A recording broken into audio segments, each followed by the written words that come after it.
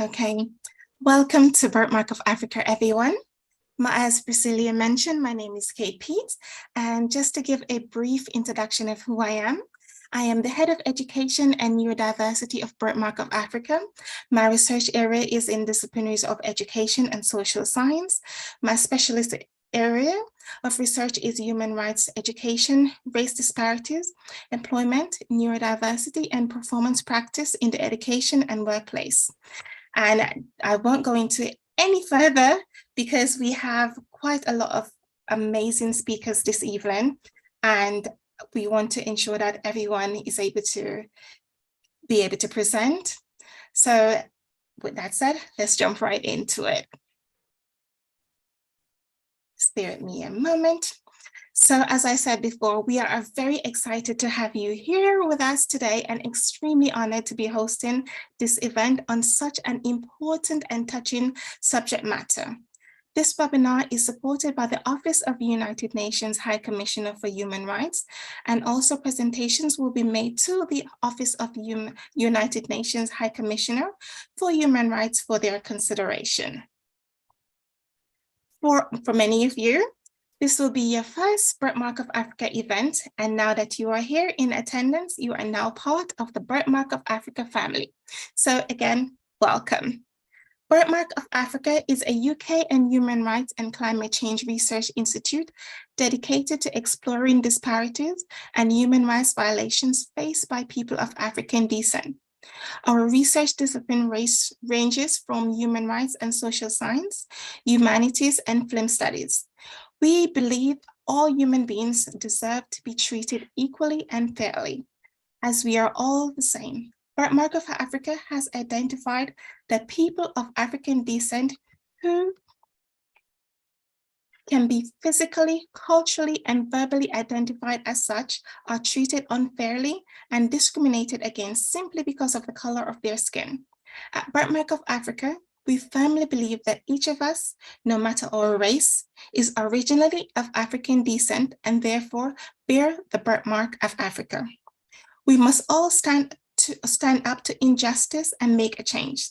Science tells us that we are all originally of African descent, and therefore we are all bear the birthmark of Africa, as I mentioned before. Our mission is to develop existing research and acknowledge surrounding current disparities in human rights violation faced by people of African descent, and with this knowledge, influence change. Our aim is to ensure this great birthmark of Africa is universally recognized, honored, and appreciated. We would like to thank all of our distinguished guest speakers, the Expert Union Fellow Working Group for People of African Descent, and our talented poets. We are looking forward to hearing all presentations, performance, and also, most importantly, recommendations. We would like to thank the Office of the United Nations and High Commissioner for Human Rights and their dedication to this important topic. And we would like to thank you for being here with us to bear witness to such a historical event. I would like to thank our President Priscilla, our Vice President Amek, I'm not sure if he's on it yet, and the Birthmark of Africa team for putting this event together. The ongoing legacy of colonialism and Trans-Atlantic and Trans-Saharan trades in enslaved Africans globally as Birthmark of Africa project was created to extensively research, explore, and bring to the forefront both effective recommendations and the framework which can bring about change. Most importantly, to bring about change. I must emphasize that. I now wish to present our first speaker. We are extremely honored to have with us a representative from, as I mentioned, the Office of the United Nations High Commissioner for Human Rights, Sarah Mahmood. Sarah works in the anti-racial discrimination section at the UN Human Rights Office, where she leads the work and legacies, protection, and participation. She led the preparation of the High Commissioner's 2021 report to the Human Rights Council on racial injustice and equality, for racial justice and equality. She has been with the UN Rights since 2010, and prior to that worked for international civil society organization in the HQ and in the MENA region. Sarah Mahmood, you now have the floor. Thank you very much. And good evening, good morning, good afternoon to you all. I'm really pleased to welcome you all to this event that addresses the important issue of the ongoing legacies of colonialism and of the trades in enslaved Africans.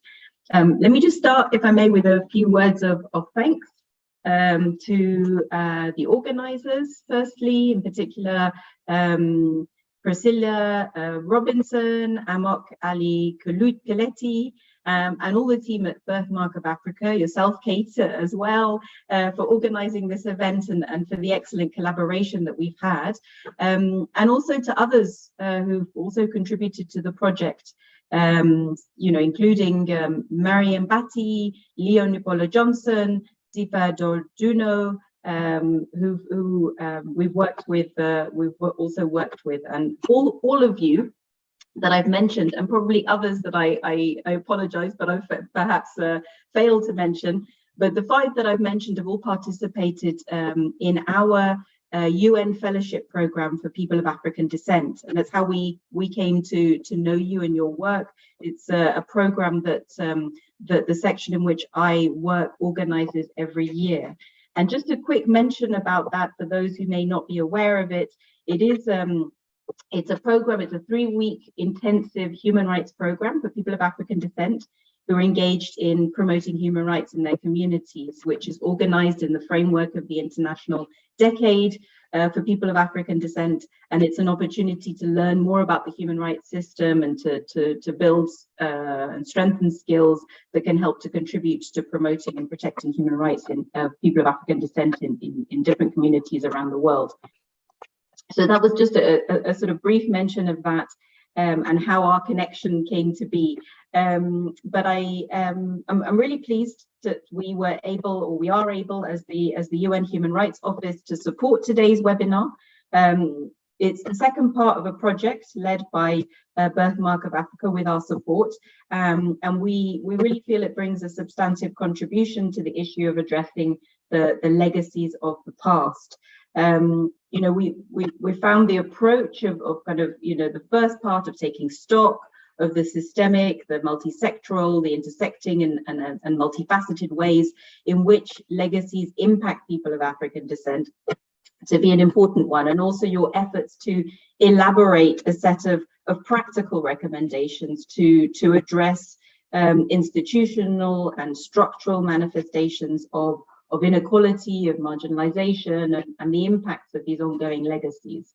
So we've really been interested to see how these recommendations take shape, touching on issues around reparations, of financial compensation, if you like, and then also these sort of broader issues around societal, institutional, psychological, and economic impacts of these ongoing legacies, and how the different recommendations you make can make an impact and make change, as you said, Kate. So I think this is actually an issue that increasingly the issue of dealing and addressing with the legacies of the past is an issue that at the UN Human Rights Office we've increasingly been raising in recent years. And I think, as some of you may be aware, last year the High Commissioner for Human Rights presented to the Human Rights Council a comprehensive report on systemic racism against Africans and people of African descent. And in that report, she set out a 4-point agenda towards transformative change for racial justice and equality.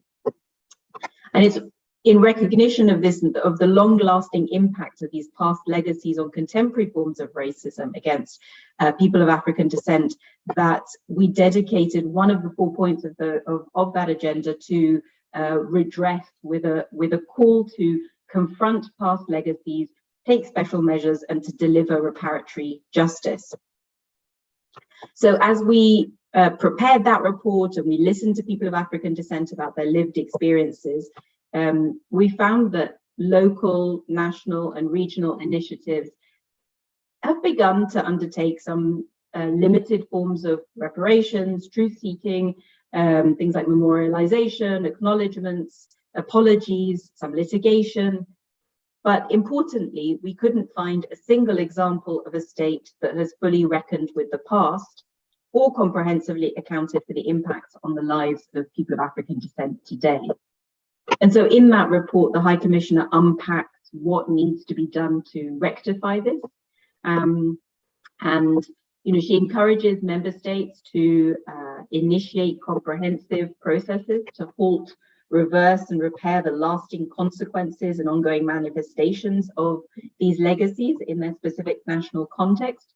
Critically, she emphasizes that people of African descent and their community should guide the design and implementation of these processes through effective participation, including broad and inclusive consultations.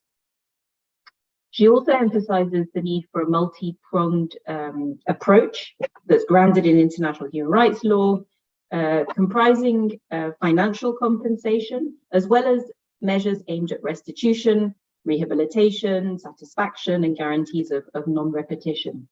So things, as I mentioned a moment ago, things like acknowledgement and apologies and memorialization, but also things like institutional and educational reforms. So on the 3rd of October, the UN Human Rights Office will present to the Human Rights Council its second report. And that report examines developments and initiatives undertaken by states and others since the launch last year of that agenda towards transformative change. And it'll be preceded on the 28th of September by a panel discussion at the Human Rights Council on the negative impact of the legacies of colonialism on the enjoyment of human rights. So these are two key moments to look out for in the next few weeks. I'd say that our work at the UN Human Rights Office is grounded in the Durban Declaration and Programme of Action, which first acknowledged that people of African descent had for centuries been victims of racism and racial discrimination, brought international recognition to this population group, the atrocities they were subjected to, and the violations and the challenges that they continue to face. Our work's also unsurprisingly grounded in states' legal obligations under international human rights conventions, and notably this area of work under the International Convention on the Elimination of Racial Discrimination. And I think it's worth mentioning that over the past year, we've really seen a strengthening of the anti-racism architecture. So you may have heard that the Permanent Forum for People of African Descent has been established now, and it will serve as a consultative mechanism for people of African descent and other stakeholders. And it has many roles, but one is also to contribute to the elaboration of the UN Declaration on the Promotion of Fundamental Rights of People of African Descent. And there are several actors who will contribute to the elaboration of that declaration. And the Permanent Forum will hold its first session in Geneva from the 5th to the 8th of December this year, through a session involving action-oriented plenary discussions, side events, and cultural events, and I think it's something to watch out for and to engage in. The other mechanism that's new and worth a mention is the International Independent Expert Mechanism to Advance Racial Justice and Equality in Law Enforcement, which was established to further transformative change for racial justice and equality in the context of law enforcement globally. And in the context of the discussion today, what's interesting is that the mandate specifies that this is especially where relating to the legacies of colonialism and the transatlantic trade in enslaved Africans. And that mechanism will also present a report, its first report, on the 3rd of October alongside the High Commissioner's report. So these new mechanisms join the other Durban follow-up mechanisms, such as the Working Group of Experts on People of African Descent, represented with us today by Dominique, and other processes, the International Decade for People of African Descent and its program of activities, the Committee on the Elimination of Racial Discrimination, the Special Rapporteur on Racism, would all play an important role in bringing light, bringing attention on the human rights challenges facing people of African descent, and formulating concrete recommendations to states and to others. And I think this strengthened anti-racism architecture also gives us hope that there'll be greater opportunities to advance racial justice and equality. So I encourage you to, all of you to continue engaging with the UN Human Rights Office, these different mechanisms, and to try, collectively for us all to push for change.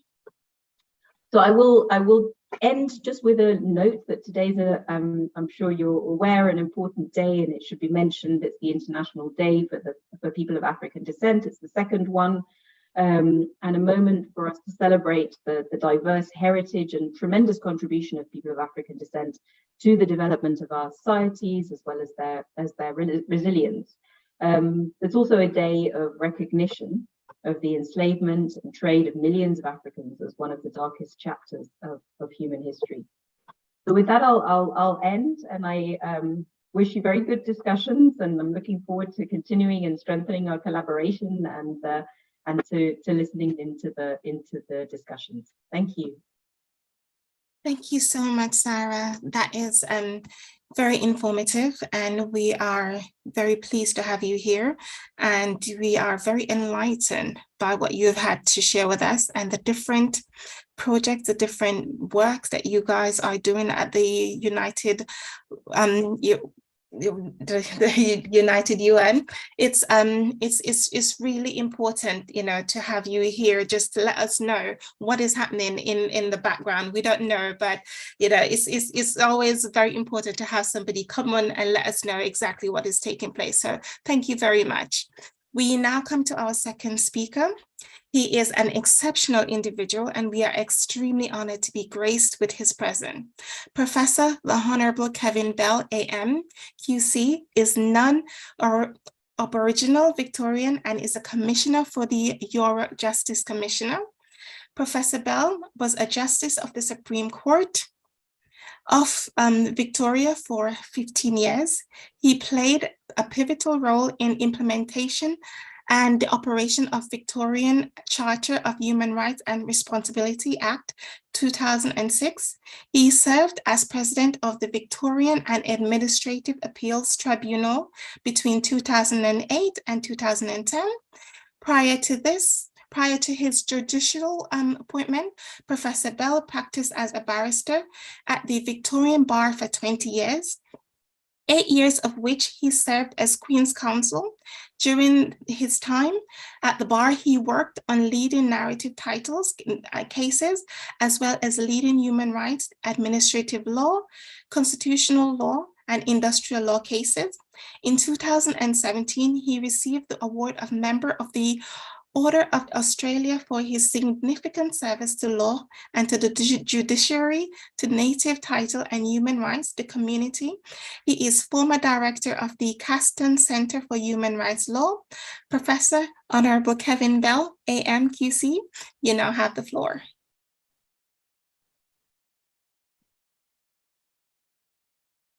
I believe you're still on mute. My apologies, I thought that would happen automatically, and I was just saying, Kate, how honoured I felt to receive that warm introduction and to be here at this event and to be speaking on a very special day, the International Day for the People of African Descent, as Sarah has just mentioned. My congratulations also go to Birthmark of Africa. Congratulations on your work, and I'm really pleased to be asked to share something of the work that me and my colleagues in Australia are doing in a related area. Can I begin by sharing with you a custom which Aboriginal people in Australia undertake, which is to acknowledge the country from which we come and which we are speaking. I'm coming to you from Melbourne in Victoria, and that part of Melbourne from which I come is the traditional country of the Bunurong people of the Kulin Nation, and I want to pay my respects to their elders past and present. I say elders past and present because in Aboriginal culture they are united in a sacred link with that land, for which they have never ceded sovereignty. Australia is a federal settler colonial state, and colonisation, I think, is the link which Birthmark of Africa see with our work. Victoria is a province, and it was colonised by the British upon the basis that the land was terra nullius. Of course, it was not. It was inhabited at colonisation and for at least 60,000 years before that by hundreds of Aboriginal nations. And one of those was the Wamba, which is a nation in northeast of Victoria. And that's the nation from which the word of the institution at which I work comes, the Yurruk Justice Commission. And Yurruk is a word in Wamba language meaning truth. So that the Yurruk Justice Commission is a truth and justice commission. And it was collaboratively established in 2020 by the First Peoples Assembly of Victoria, the representative body of Victoria's Aboriginal people, and the Victorian government, as part of a much broader set of treaty-making negotiations which are being undertaken in Victoria at the present time. The Aboriginal people of Victoria are a small but culturally distinct minority of a total population. They most certainly have never ceded sovereignty, but they were displaced from their territories more or less wholesale by the often violent forces of colonisation. In fact, this weekend, or this week, the next 4 days, I will be spending on country looking at massacre sites to the east of where I now am. And those sites are places at which colonisers, pastoralists, driving cattle and sheep across the land in the 1840s and 50s, undertook, it is said, violent activities towards Aboriginal clans, families, and constellations of people in significant numbers. Independent statehood for an encapsulated minority group who have been displaced from their territories is not really a practical option. We're not dealing with a blue water colonial situation here, it must be obvious, and nor do they desire it. Yurruk is part of that broader mechanism of treaty making that I earlier described, which was chosen by them and supported by the government for implementing their rights. And the rights prescribed and sought to be realised, those rights specified in the United Nations Declaration on the Rights of Indigenous People, especially the right to self-determination. Victorian Indigenous peoples comprise a majority of Yurruk's 5 members. There are 3 Victorian Indigenous people, one Indigenous person from Tasmania, a Palawa person, and there is myself, an ally. The scope and legal mandate of Yurruk is very much informed by UNDRIP. I should celebrate UNDRIP because it's coming up to its 15th anniversary. Next Tuesday, the 13th of September, is the anniversary of the day on which the United Nations General Assembly passed UNDRIP. I want to recognise and to honour the long 20-year arduous journey which resulted in that happening. Was one that was undertaken by the Indigenous peoples of the world, and I want to recognise the distinguished Australian Aboriginals, several in number, who participated in that process. Yurruk is an interesting case of a transitional justice mechanism being adopted in a modern colonial setting to address the past and continuing injustices of colonisation upon Indigenous peoples in a settler colonial state like Australia. As Victoria is a political unit in a federal system, it's a province, we can see this as an example of shared goals being achieved at the subnational level. But there are many similar processes in Australia that have been brought about in other states and in the two territories following upon the establishment of UROC. So we're seeing something much broader happen here, as some of you may be aware. It's sometimes said that Australia does not have a history of slavery. That is a myth. It does. One example is that Pacific Islanders were forcibly taken from their lands and their communities in order to provide slave labour for the Queensland cane fields in the 1800s. The process was called blackbirding, and it is a process of slavery. There were also examples of enslavement of Aboriginal workers. However, the ongoing legacy of colonisation for Indigenous peoples in Australia is really one of dispossession and displacement of the enduring and traumatic and intergenerational effects of massacres, of racism and discrimination of a structural nature at many levels of society, and of systemic injustice on a massive scale. I was really interested to see the topics on which the scholars will be speaking, and they include the ongoing legacy for African peoples of labour market access and equity, education and enslavement, climate change, and well-being and health and human rights, particularly in relation to law and governments. If I were to survey the impact of colonisation upon the Indigenous people of Australia, every one of those areas would have to be examined. So Aboriginal people in Australia experience ongoing legacies of precisely that kind, of a comprehensive nature. The common thread is not really slavery, but of colonisation, and the Uruk Justice Commission is one way of addressing that. Identifying past and colonial injustices and recommending structural and systemic reform are really the core business of Uruk. By way of example, I could say that the law was used as an instrument of discrimination and oppression. I note what Sarah has said about the significance of the work of the independent expert in relation to the rule of law. We're really examining the way in which the rule of law was traduced in respect of Indigenous people and used as a weapon of colonisation. Aboriginals in Australia have the highest incarceration rates in the world.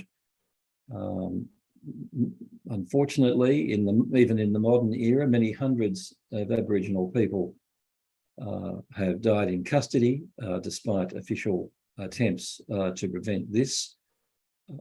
It's a sorry thing to record that virtually every Aboriginal person in Victoria with whom I've had contact as part of my work with the Uruk has a story to tell personal to them of contact with an incarcerated person or with a person who has died in custody. Police treatment of First Peoples has been criticised on human rights grounds and will be examined by Uruk. In relation to police, existing systems of police scrutiny do not include independent oversight, and the power of the police is very much seen by Aboriginal people to reproduce relations of unequal power, colonial in origin, even though they may be contemporary in nature now. And so in terms of recommendations for change, bringing this all together, the use of law in the colonial time as a weapon of colonisation, the use of law to bring about discriminatory results, manifesting in the contemporary period in in incarceration and in deaths in custody way beyond the scale.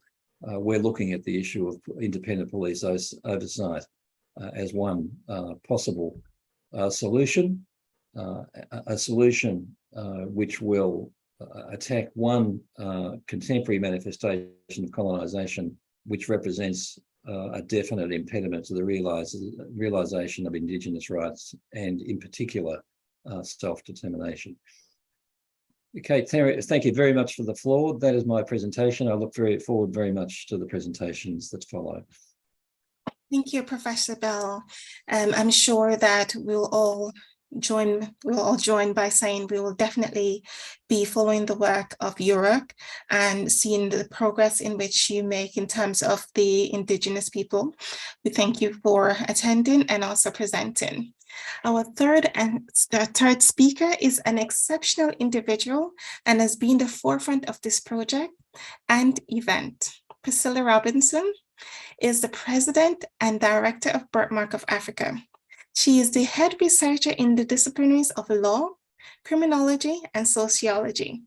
Her specialist area of research are human rights, race disparities, reparative justice, social justice, equality, diversity, and inclusion, the Windrush generation, the ongoing legacy of transatlantic slave trade, and the effects of colonialism within contemporary times.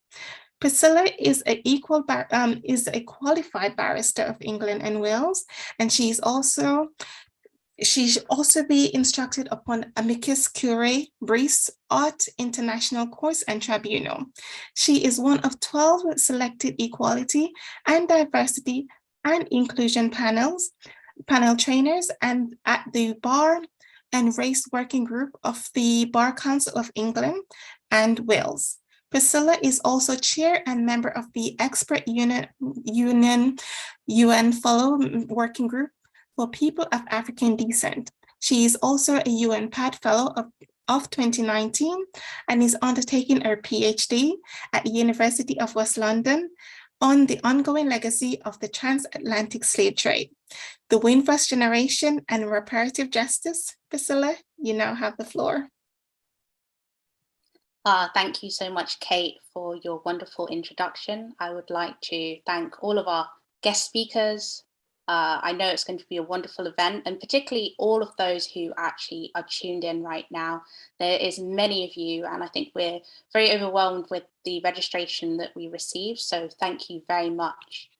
I'm going to begin this presentation by asking, what connects me to my ancestors' pains, struggles, torment, and worries?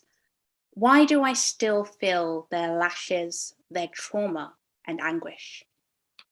Funny as it may sound, what shark still swim in the very Atlantic Ocean today that's DNA has been nourished by the very blood that travels through me?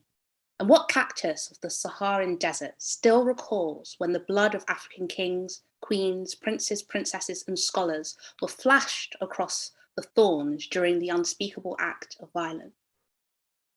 Such a question, or many questions that have been left unanswered, very uncomfortable, but without answers only widen the gap between healing and justice. These ongoing legacies of colonialism and the transatlantic and trans-Saharan trade in enslaved African globally really do exist, and they do run deep. In contemporary society, there is a hierarchy of humanity, and it's often unspoken of, often glossed over with anti-discrimination policies, inadequate enforceable mechanisms, which fail to tackle the root of the problem. Our collective human family does not often count when we are faced with war, climate change, and famine. It could be the closer your skin to that of being white enhance your chances of survival. Is that really the case? Let's really delve into this. The reality is people of African descent remain in dangerous waters because the human family as a collective, we're incapable of psychologically rendering that people of African descent are equal and also valuable members of the collective human family. With no collective equality in mind, there is no human rights for the collective overall. There's always, of course, been othering where humans look at other humans as different. But kingship historically has formed through various bonds and not always based upon skin color, but community and, let's say, nationhood. Colonialism, however, and the Trans-Atlantic and Trans-Saharan trade brought something different to the table. It brought an entrenched divide, economically, psychologically, and a form of mental health that really created a lack of humanity before the natural nature to love one another. This psychological conditioning still remains within contemporary society, and it's really reinforced by human rights violations against people of African descent worldwide. When, for instance, the police force was established within British Caribbeans by the British, its historical purpose was to protect the property of European enslavers. That's because the governance of enslaved African human beings were under the rule of the police and not the law. So English colonies such as Barbados implemented special sets of rules for the good regulating and ordering of them via the Barbados Slave Code of 1661. And this code of 1661 instructed the British police officers within Barbados that Black people were heathenish, brutish, and dangerous kinds of people. Today in Britain, for instance, we find, in line with the Lamy Review of 2017, that such sentiments of institutional forms of racism can still be found within the British police force, where whiteness, for instance, may still equal innocence, authority, and power, and Blackness, guilt, brutishness, and danger. The protection of property as a mindset, which is now converted into the protection of society, conveys an overall over-policing of Black people of African descent, where in Britain, for instance, Black people are 9 times more likely to be stopped and searched by their white counterpart. The inability for people of African descent to access justice, where there are cases of UK, for instance, police brutality in cases such as Kevin Clark, Christopher Alder, and Sarah Everard. This is a historic pattern as seen in the Jamaican Slave Code of 1684, where enslaved Africans weren't allowed to give evidence against a white person, for instance. What is compelling is for us also to focus on how these ongoing legacies of colonialism and the Trans-Atlantic and Trans-Saharan trade in enslaved Africans globally is also being used as a tool to divide ethnographic groups within the African human family due to entrenched colonial structures. For instance, colonial indoctrination of governments and educational systems in independent countries in Africa or the Caribbean are often met with resistance by newly formed African groups within the African diaspora, let's say after migration to the West, such as the Windrush generation, or now referred to, rightly or wrongly, as foundational Black people of America. A difference in view upon the response to racial injustices and resistance strategies, vis the drive for social economic attainment, sometimes referred to as immigrant optimism, whilst faced with racism, is really building an invisible wedge within the African human family, and a dislike due to a difference in perspective in managing trauma and an inherited European mindset. So where it's seen as a norm to have such names as Smith or mine, Robinson or Johnson, as a person of African descent deriving from this legacy, what if psychologically the purpose of being named after an enslaver still acts as a process to remove all forms of African identity and ensure there is a complete disconnect from one's African heritage, enhancing psychological trauma? During the period of African chattel slavery, the type of skin color, facial features of the African enslaved human beings set the standard of the type of treatment one would receive, let's say from the European or Arab enslaver, and to some degree, their enslaved peers. Racial ideologies that was projected upon the African enslaved human being by European scholars during the period of the Enlightenment period, such as Carl Linnaeus, the lighter the enslaved African human being's skin tone, the more European feature they had, well, the more favorable treatment they may have received. Today, we see the legacy of colorism, miscegenation amongst those who are of African descent from the descendants of the Trans-Atlantic Trans-Saharan trade. This in turn, the desire for whiter skin, straighter features, to limit the physical body of a reminder of one's African heritage, I guess until it becomes popular, is still prevalent today.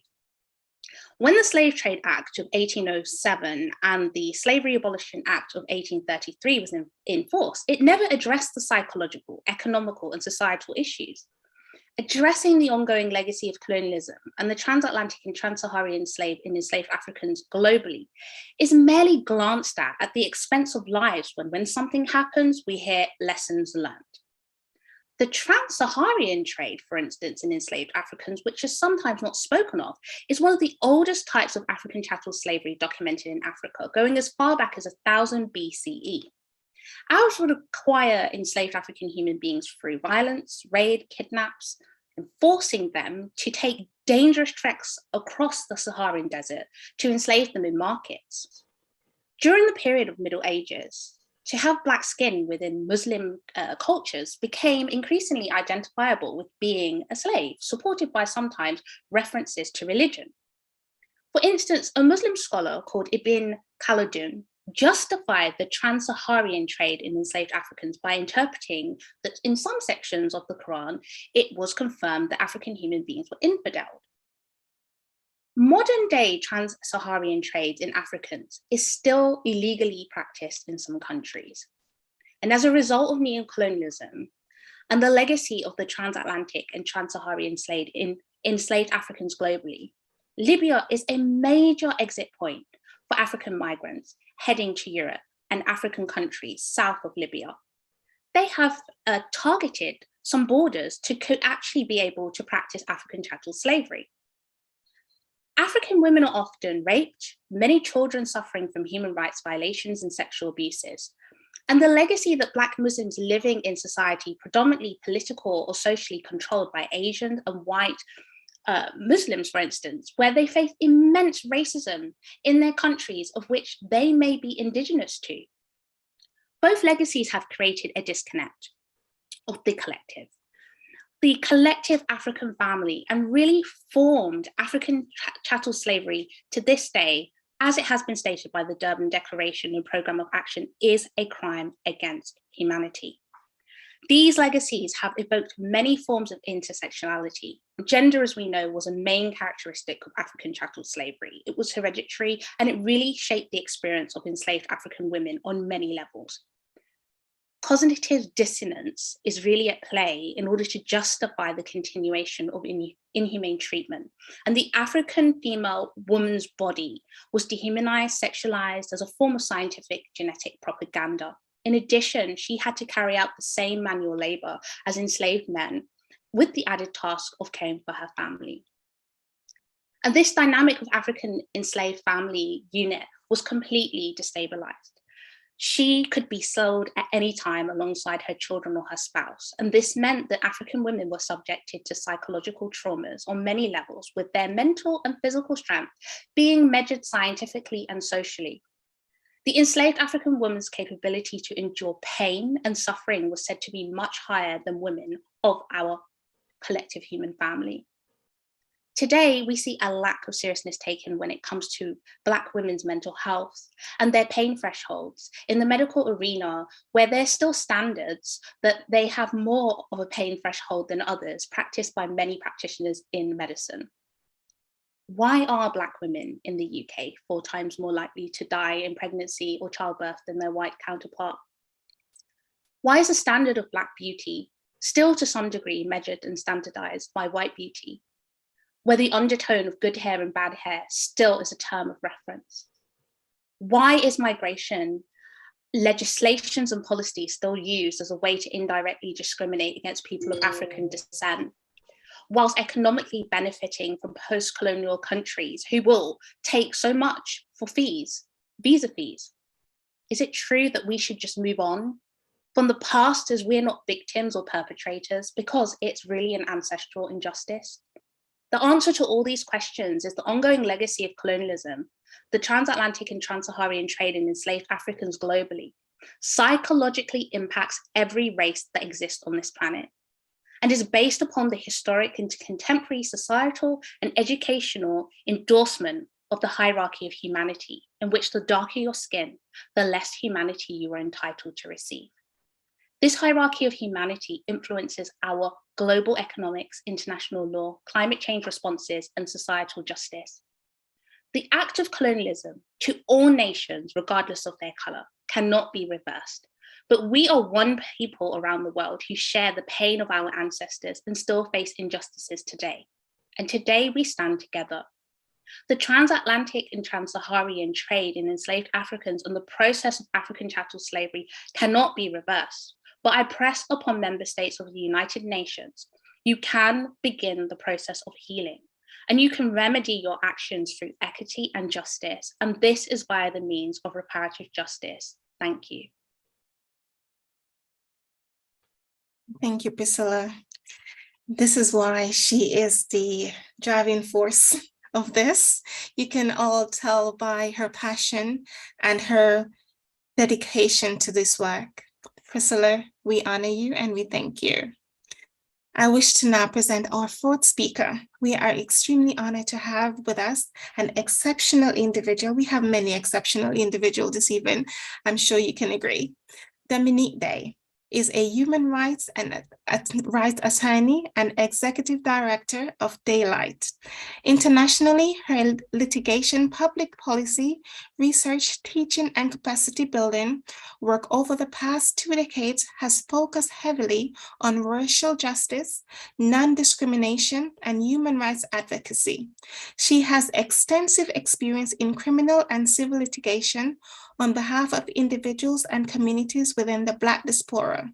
In addition to working on rule of law and access to justice issues in post-conflict and transitional states, she holds a bachelor degree from Harvard University and Juris Doctor from Stanford Law School. Dominique Day, I hope I did you justice. You now have the floor. Thank you. And I want to thank you for convening this important discussion on this important day. This is, I think, a real opportunity to do a deep dive that we don't always get. And I thought for me, for my little piece of this, I could also start with a land acknowledgement. And I'm going to sort of acknowledge also that I've completely stolen it from Dr. Afo Cooper, from UNESCO's projects on the legacies of enslaved they just changed the name from Slave Roots Project to Legacies of Enslaved Peoples. And, but I think it's powerful. I think it's powerful for this moment. And so in case it's not clear, obviously I'm American and I come to you from Ohlone land in Oakland in California in the United States. And I want to acknowledge the indigenous peoples' blood, sweat, and tears that were stolen to create this space. But I also want to acknowledge the ways this country has been shaped by the trade and trafficking in enslaved Africans over the course of 400 years and the exploitation of Black and indigenous resources, technologies, intellectual property, and bodies in the creation of every aspect of our modern life today. And I offer that acknowledgement in reflection on what this day means, what this day should mean.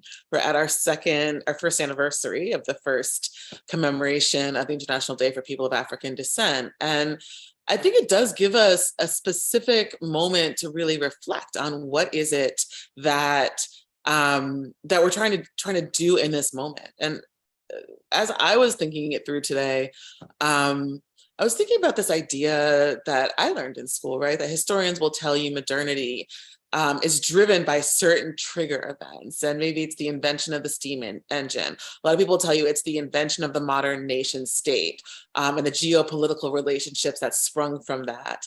And all of these are significant things, right? No doubt. But there is this very serious intervening event that dwarfs the creation of the nation state in its global impact and in its work in redefining the parameters of the appropriate, the scope of man's inhumanity to man, and the definition of identity. And of course, what I'm referring to in this moment is the trade and trafficking in enslaved Africans and colonialism, and the ways that these have given people who look like me an identity that isn't tied to place so much as racial atrocity, right? And an identity that is transnational and global, and that has also obscured the other forms of identity that we'd like to talk about, right? I can't tell you, I can't trace back my lineage to a tribe or a nation or a region of Africa, but I do have a common experience with all other Black people in the diaspora, which is that we have been dramatically impacted by policies and practices of systemic racism going back to enslavement, even if our actual families are recent migrants rather than involuntarily trafficked peoples. And this is meaningful, right? This is a meaningful thing because our identity, Black identity, even though we use different language, even though we describe these identities very differently, even though our local experiences may be different, Black identity is defined by certain realities, a relationship to atrocity and history, a relationship to struggle, a relationship to resistance and resilience. And that alone, as a unifying thread for the descendants of 25 million people trafficked out of Africa and into Europe and the Americas throughout the transatlantic trade. I'm not even talking about the Pacific trade, right? That space, right, has given us an identity that isn't tied to a specific moment in time, a specific construction of the nation state, a specific understanding of global arcs of justice or arcs of progress. It's an identity that exists across people of African descent all over the world. And it expresses something very resonant and similar to the ways people who are not of African descent talk about identity, right? It expresses something very similar to the ways an Italian might talk about Italian identity. There are commonalities in the forms of opportunity we experience, there are commonalities in the forms of prejudice we experience. And the fact that these exist across national borders, across regions, across oceans, tells you something about why the data commemorate people of African descent is important, because to acknowledge Black identity is to acknowledge not just a historical event of the trade and trafficking of enslaved Africans, but also the current legacies of that, including systemic racism, including the fact that we can measure racial disparities everywhere we look for them. So on some level, I think this is a great moment to talk about legacy, which is why I really appreciate this conversation. And it's also a great moment to talk about who has built, who has cooperated, what we have created. Often under incredible amounts of duress and pain, we've created things that are beautiful. We've created things that serve those who have hurt us as much or more than they serve us. And in that process, that attitude of coming with our tools, of working in cooperation, of struggling in context, like struggle and survival, I think that really persists. So to me, this is a conversation about reparations, right? And the conversation has to start with, how do we conceptualize and understand the harm? How evident are the legacies, including the everyday racism, including the realities that we can measure racial disparities in our systems? How effectively do our institutions address these? And that question, I think, really is driven by the ways that we have allowed often our very definition of racism to feed a culture of denial.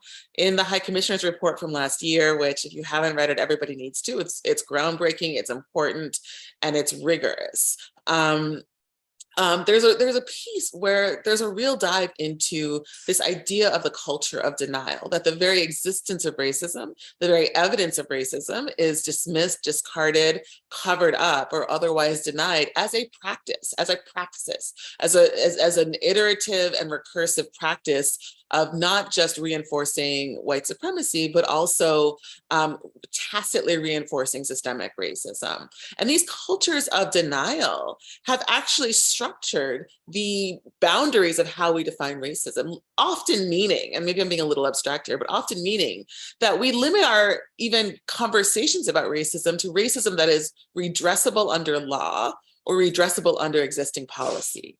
So we're really clear about racial slurs. We're really clear about racial violence. We're really clear about very extreme forms of police violence and police brutality.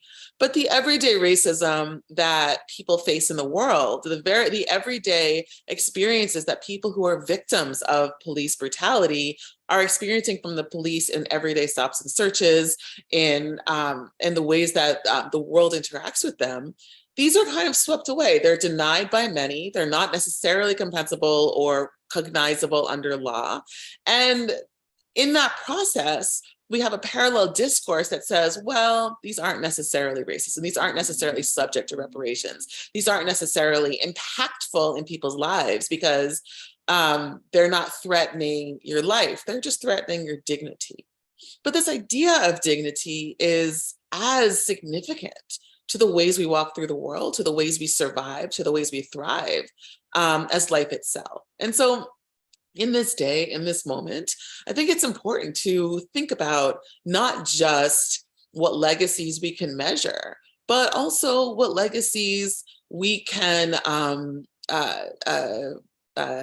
derive from art, from poetry, from our cultural contribution that isn't necessarily grounded in the ways things are defined according to existing law, according to existing structures that were enacted in the moments of, and often to protect white supremacy. What does it look like to really engage in a deeper understanding, a deeper negotiation of how systemic racism exists, to look beyond what pure quantitative data can offer us, and to really insist that when we talk about legacy and when we talk about reparations, the end goal should be something we can dream about, not something we can feel satisfied by, right? The end goal should be a kind of freedom that matches the freedom that people can purchase with their whiteness, right? It should be a kind of freedom that gives you the privilege and the power and the opportunity and the facility to walk through the world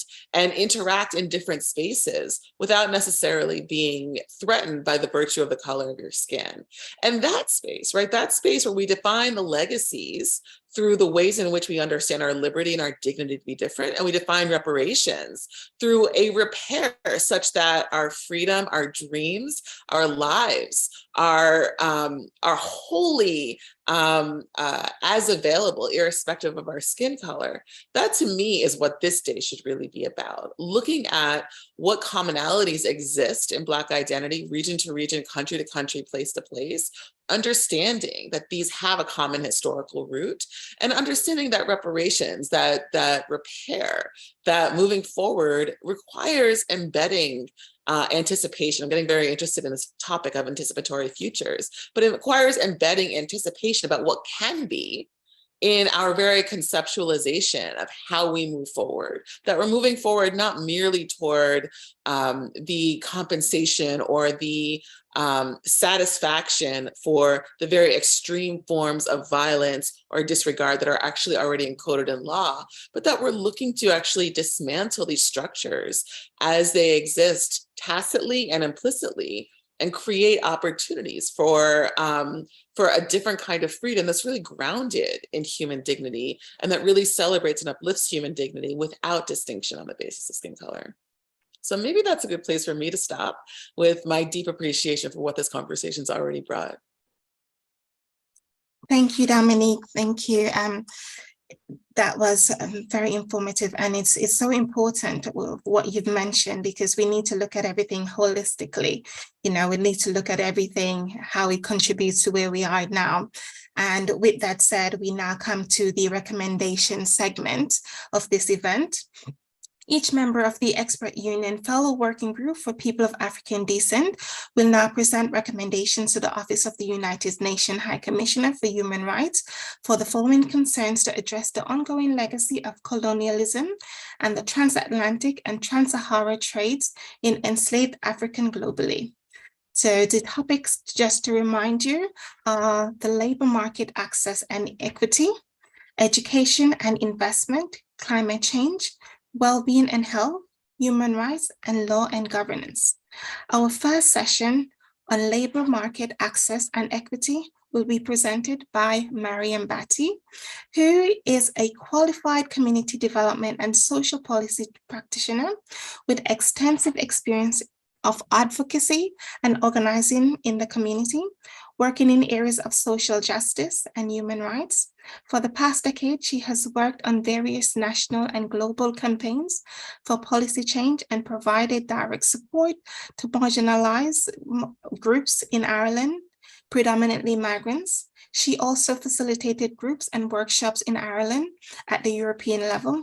Mariam holds a BA Honours in Community and Youth Work and Masters in Social Science, both from Mahood University, Ireland, a postgrad in European Union policymaking from, excuse my pronunciation, Reggie, University Brussels, Belgium, and a professional diploma in education from Marino Institution of Education, Ireland.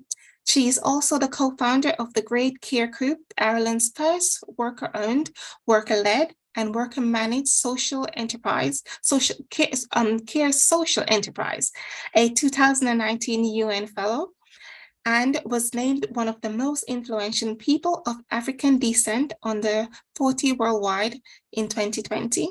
Mariam is a member of the European Commission's Expert Group on Migration, Asylum, Integration, and the OHCHR's International Survivor of Trafficking Advisory Council. The right to development, in particular access to education and decent employment, fighting poverty and policy and contribution to it, and promoting inclusive practices in all spheres of society are some of Mariam's passion. Mariam, you now have the field. Thank you so much. Really, really delighted to be here this evening. Can I just say my internet is not great, so if you see my camera, my video going off, it's just the internet that's really seems to be bad. So I'm going to be presenting the recommendations this evening on what can be done in terms of accessing the labor market. But you've heard so much this evening. When you think about what needs to be done, let me just maybe go and give you a few examples on what the situation is. In a normal functioning labor market, we know that the economy determines how many jobs are out there, and what quality of jobs are available for everyone. And lots of research shows us also the forecast as well, and an indication of what to expect at each given time. But the situation for people of African descent is always different, whether the economy is doing well or not. And in terms of the level at which we access the labor market, guys, do say if you can hear me, because I do see my camera flicking and then I'm getting distracted. So let me know if you can no longer hear. You can hear me, okay? Yes. Okay, great. I'll continue without the video, just stopped itself there. So what is the situation for people of African descent? The situation is that people of African descent are not adequately employed. This means that they are not employed in a manner that matches their educational qualifications or work experience. Things that we wouldn't think about as being issues in a normal functioning labor market or in a normal functioning economy, as I've indicated. There is so much research out there in Europe and everywhere else that shows that people of African descent are facing a significant disadvantage. Research here in Ireland, for example, such as ethnicity and nationality in the Irish labour market, which was done by the Economic and Social Research Institute. The other piece of research being Black in the EU, which was done by the European Fundamental Rights Agency. Now, they paint a picture of what is happening on the ground. Just to give you a few stats before I go on to the recommendations. For example, before COVID, again, before we went even into COVID, at the moment in Ireland, we've gone closer enough to being as employed as I'm talking about the whole country, our society. We've gone to being employed as almost the same way we were before COVID, with very low unemployment rates, which is like 4.9%. The Central Bank of Ireland declared the country having reached full employment, and we're all happy. Employers were out there looking to hire, going to other countries to hire. But people of African descent, African migrants especially, were the least employed group among migrants here in Ireland, regardless of their work experience or education. they had 45% employment rates compared to 66% in the wider society and 89% for Western Europeans. They were 3 times less likely to be called to an interview, 5 times less likely to be in a managerial position. And then we looked at the stats by the Department of Social Protection that looks at the welfare benefits, for people that are not in employment. They had done their internal research as well, and they had found that those that were grouped as having a nationality, in quotation marks, Africa, stayed the longest accessing their services. They were also the only group that when they exited these services, they went to training rather than going to the labor market as other groups would do. And they also say that the only area where this group did not show a difference was in their the level of education, that it was the same as everybody else, which means, there was no reason for them to be not employed if, they experienced the education. So where is the problem? So now what does this mean? It means that, it looks like people of African descent to be employed adequately have to wait until there's a crisis. The STEM sector is big issues like, for example, in the care sector, where a lot of people are overqualified are employed because they can't find work in all other sectors. What do these things actually mean in a broader sense? They mean that, people that can't access the labor market cannot have a good standard of living. We all know that the having employment is the single kind of biggest income opportunity for a lot of us. Unless you're a princess out there, you were born really wealthy, or you've just won lotto, we need employment. If you are marginalized in the labor market or from the labor market, it means that you're not going to have a good standard of living. It means that you don't get opportunities to earn credit, to qualify for things like, mortgages and to buy a house. Therefore, you live in high rented accommodation forever, have no opportunities to save, even for yourself or for future generations. You'll always be concentrated in private rental markets, which again is very high. Dublin here is like very high. I can't believe it's even more expensive than London in many cases. So where do we go with all this information that we've had? I feel like the way this can be addressed, I'm sure a lot of you have ideas when you're listening to this. Recommendations are that things such as inclusion policies should pay special attention to unequal labor market access for people of African descent when designing these labor market policies. We've seen some examples elsewhere that work really well. So why don't we have those? And that this research, when it's out there, the governments should pay special attention to it. I've been trying to dig here to see what has been done since a lot of these recommendations were made by these institutions that published this research, which is, by the way, it wasn't a once-off research. It shows that spans as far back as 10 years ago. The research is kind of around the same. So what is going on? Why is there inaction on that? The other thing, I think, mentorship programs that would mitigate these kind of issues, such as labor market discrimination or marginalization, they should be available from secondary school for groups that are identified to be having difficulties.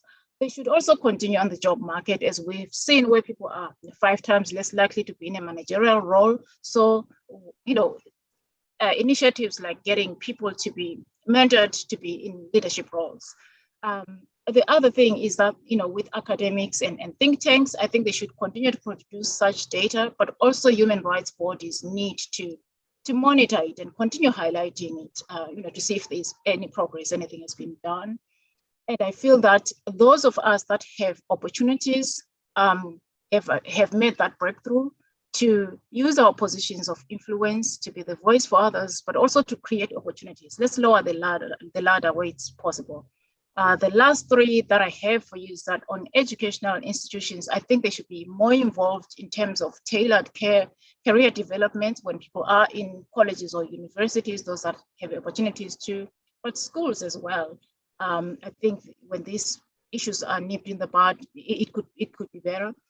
And then we have the HR and recruiters. I've had stories where in my engagement with other research, where recruiters said, actually, some employers tell them that we do not want this groups of people or people that have working class accents, or people that have strong characteristics, accents and looks and the like. So things like those really should, I would like to see recruiters challenging these kind of requests and advocating for those groups that are marginalized in the labor market.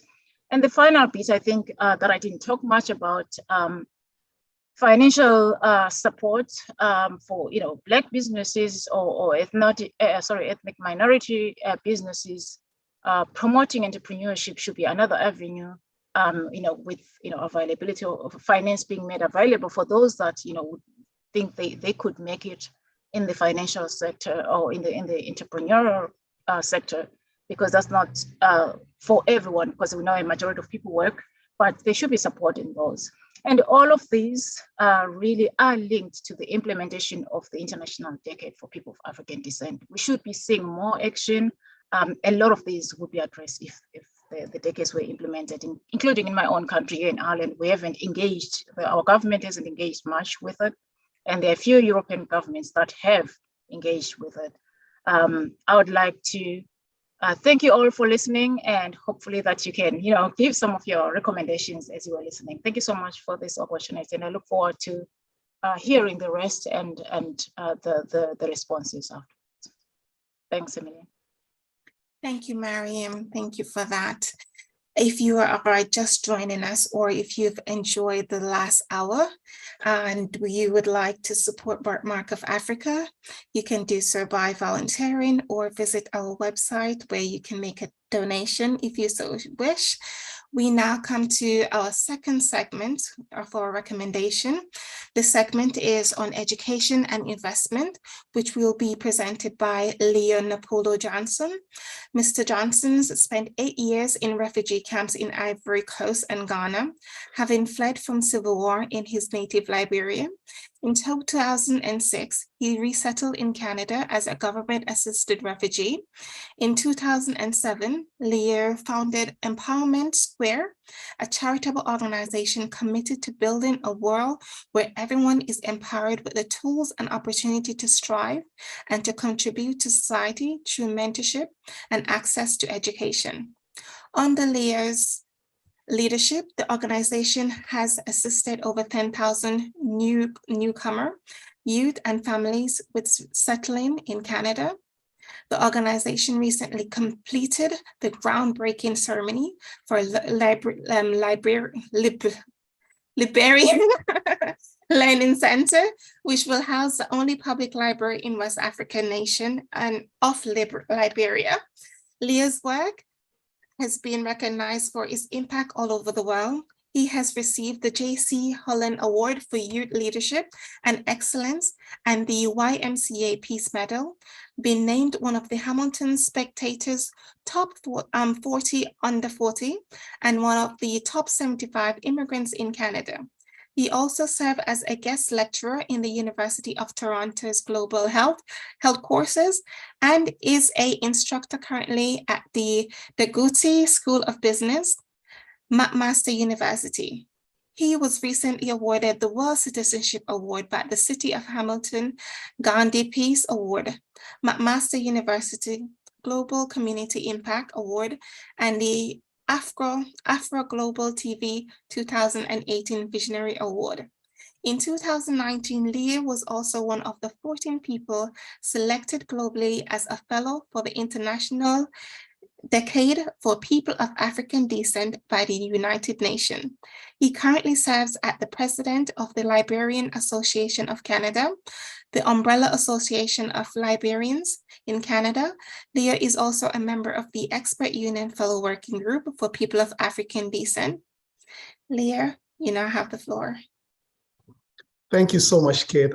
Thank you for your generous introduction. I really do appreciate it, and it's good to see everybody. Is it possible to share my screen? If you don't mind, Priscilla, quickly, just so I can. Sure. In the meantime, I will be breezing through just a few things to put in context my recommendations from the perspective of education and the education system, and how that has been a conduit for the continuing legacies of the Trans-Atlantic slave catastrophe. and also colonialism overall on our broader umbrella, as we've also seen other populations being affected by that. So I will share my screen here quickly, and maybe thumbs up if you can see it. That would be great. Yeah. Great. I think everybody can actually see it. That's good. All right. So as I go through, I will go quickly from the beginning. The first slide I will really talk about here is, if governments and institutions aren't clear on their responsibilities and accountabilities, how can they drive institutional change? I think this is where we situate the conversation. Up to this point, we're still arguing with governments and institutional players about what really happened, and how that has affected our communities, as we all see the way it should be, our families, our children, the trauma, intergenerational trauma that we've had to deal with all along. So I think this is where we situate the conversation, that first of all, we need to be extremely clear on what we're talking about, because when we're clear, then we need to know where the responsibilities lie, but we also know where the accountabilities should be put, as long as we continue to face these issues and deal with them. I will start by using, in Canada, I'm using Canada as my context here, with the residential school system from the 1870s to 1996 in Canada. Now, this is where government-sponsored religious schools were established to assimilate indigenous children into European culture by what they call civilizing and Christianizing them. Now, if that doesn't sound familiar to you as to what we also witnessed for over 400 years on our communities. So this was not some one-off random act that somebody somewhere did out just a bad person. This was the systematic reorganizing of the human nature, humanity as we know it, and that severely affected Black people, but as we also see with other indigenous populations as well, minority groups. So you see stripping someone of their identity, their culture, their language, their names, who they are, literally dislodging your humanity to a point that you don't even know yourself. I put this on here. Recently in Canada, about 6 months ago, we started to uncover mass graves of indigenous children that were buried in these schoolyards. So hundreds of these children died from the inhumane treatment, from the beatings, from the torture that they were giving. And the biggest institution that led these schools were a religious institution, the Catholic Church, the United Church, and other institutions were the ones actually torturing these children literally to death and then burying them in mass graves without even reporting that they were dead. And these graves, indigenous people have said this for a very long time. Nobody listened to them until recently on their own accord. These graves started to be uncovered on the sites of what we now call former residential schools. Now, let me put this in context. The argument in the media is not about the horrific uncovering that we are finding. It's about whether the Pope should apologize. So we're talking about horrendous crimes being created. Again, I'm situating the issue of being clear on the issues. Imagine if you were sitting and watching your television today and seeing hundreds of young children, some as young as 6, 7 years old, being buried in mass graves. Imagine what the reaction would have been. Instead, we are asking if somebody should apologize. We are not asking for the records. Most of the perpetrators are still around, and we're not asking for arrest. We're not asking for investigations and inquiry. We're practically begging if there should even be an apology for something of this nature. Now, again, let's contrast that, right? So if we aren't clear about what we're talking about, how are we really going to even start talking about unraveling the very institutions that still exist today with some of these practices that allow that to happen still in place? The destruction of African indigenous kingdoms and peoples through Western education from the 1800s to 1980. Liberia as a case study, I like to call the first land of return, where I'm from, where people that were gaining their freedom in North America, fleeing to go back, Western colonialism followed them and told them that the only way you can survive is you implement the plantation mentality of slavery by enslaving other indigenous Africans because you were now civilized and westernized, thereby dislodging and destroying the originality of what some of these very sophisticated cultures and systems of governance that existed in place. It was systematic. This was not some random thing. And this went on for over 100 years in a place like Liberia, and also affected other parts of West Africa, like Sierra Leone and in the entire Western area that we're looking at, Western Saharan Africa, that we also saw. Again, if we're not clear about what we're talking about, how do we situate it? I showed this picture. This was a rally during the horrific incident with George Floyd that I organized in Hamilton. We organized this rally in a week and a half. Thousands of people showed up. In a week and a half, we wanted to raise $10,000 to cover the cost of the rally. We raised it in 8 hours. Now, this is the fight. And don't get me wrong, we need to fight because there are so many things we still need to tear down that we cannot abandon the fight. But remember that this is the fight. Now, reflect on the response to the fight. And let's move to the next slide. I like to call it the fire brigade approach, right? We witnessed the horrific killing of George Floyd. Everybody goes up in arms. I mean, some of the institutions that were writing press releases will shock you when you see some of the press releases that came from some of the institutions. And you could have removed the date and take it back to 1980, and you would think you and Martin Luther King were marching on arm in arm. All you needed to do was just change the date, which meant we've been here before. This is not the first time. The only difference was we had it filmed on camera and everybody watched it from their living rooms on television in ways that we've never seen. So we have been responding to the crisis, and our communities have been subjected to the fight so much that sometimes there is nothing left in us when we finally get to the end of the fight. We are exhausted, we are tired, we are abused, we are completely stripped of everything, and there is nothing left for us to do after the fight from all the exhaustions that we have to continuously be in this fight with.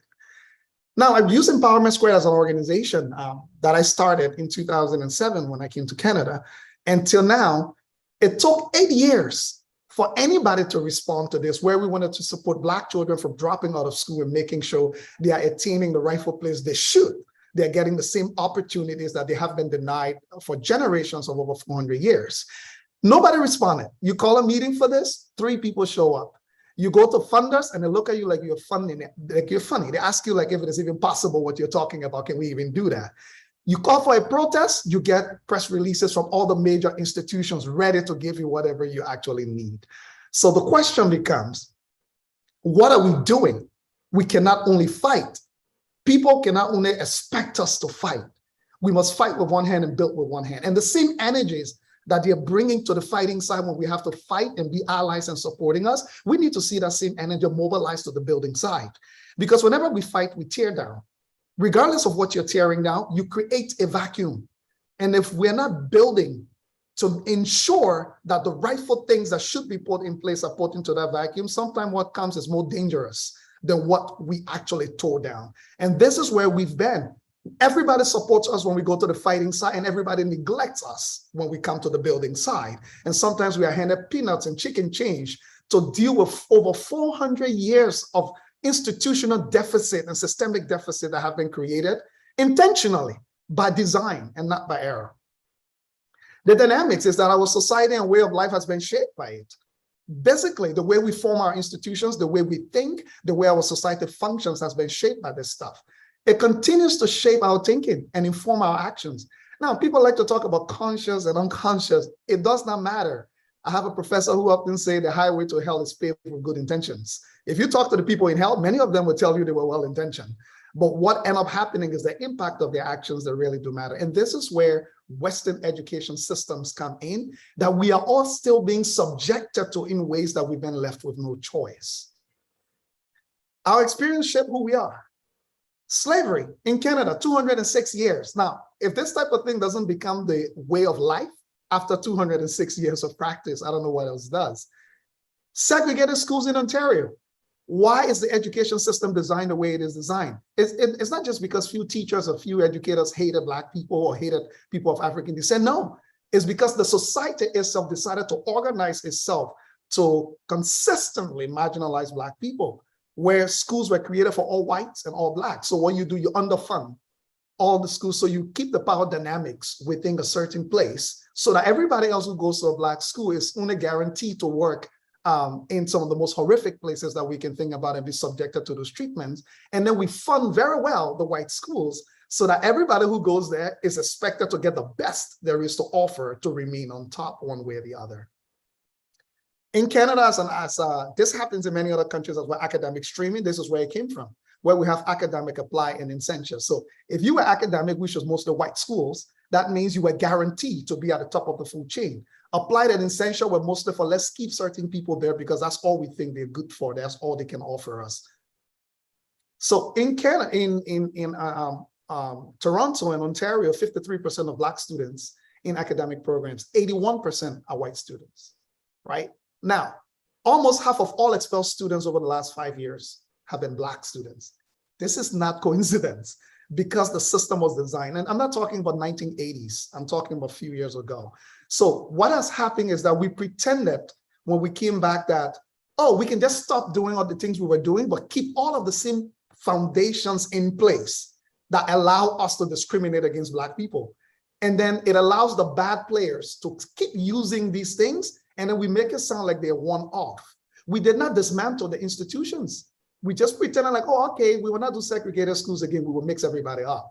But let's leave everything else that was in place because it's too big to fail. It would be too much work for us to unravel these institutions, right? But it is not too much work and it is not inhumane to continuously subject Black children within our education system to fail, to set them up to intentionally fail so we can blame them at the end of the day for not doing well.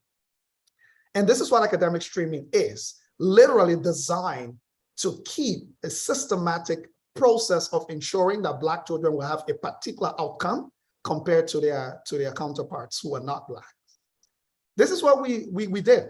We stopped being racist, we stopped being sexist, we stopped being homophobic and all of the things. But we did not put in place the tools and mechanisms to ensure that we dealt with the deficits that were created from our centuries of being racist, homophobic, and all of that stuff. All we did was, let's just stop. Whoever's life was affected, intergenerational trauma, that's not our business. We'll just stop. Nobody can accuse us anymore. So let's just keep telling people to stop doing it and don't face the reality of the intergenerational trauma this may have caused. This is the current Minister of Education in Ontario, Canada. Now, you look at a statement like this, you wonder, why are you telling me this? I know this. I live this every day. Show me. How are we unraveling the system to ensure not another Black child will be subjected to this? You're basically telling me what I've been telling you a long time ago that you've denied, you've refused to accept.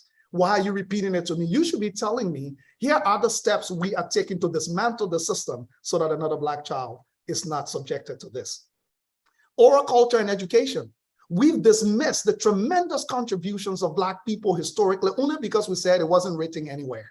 And when these accounts are provided, we go ahead to say, oh, how can we be sure that it is accurate, by the way, because we don't have it written, even when there's evidence overwhelmingly to show it. So now what we've done, we've dismissed people of African descent in the entire African continent by saying, because things were not written, we cannot accept them in the body of academics. So we only have to be quoting all of our white counterparts who have done stuff and dismiss all of the historical Black greatness that we know of, simply because we've decided to equate education to literacy.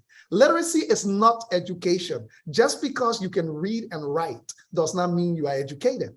And just because you cannot read and write doesn't also mean you are uneducated. So how did we get here in academics that all of our academic institutions are reinforcing this? And then we talk of plagiarism.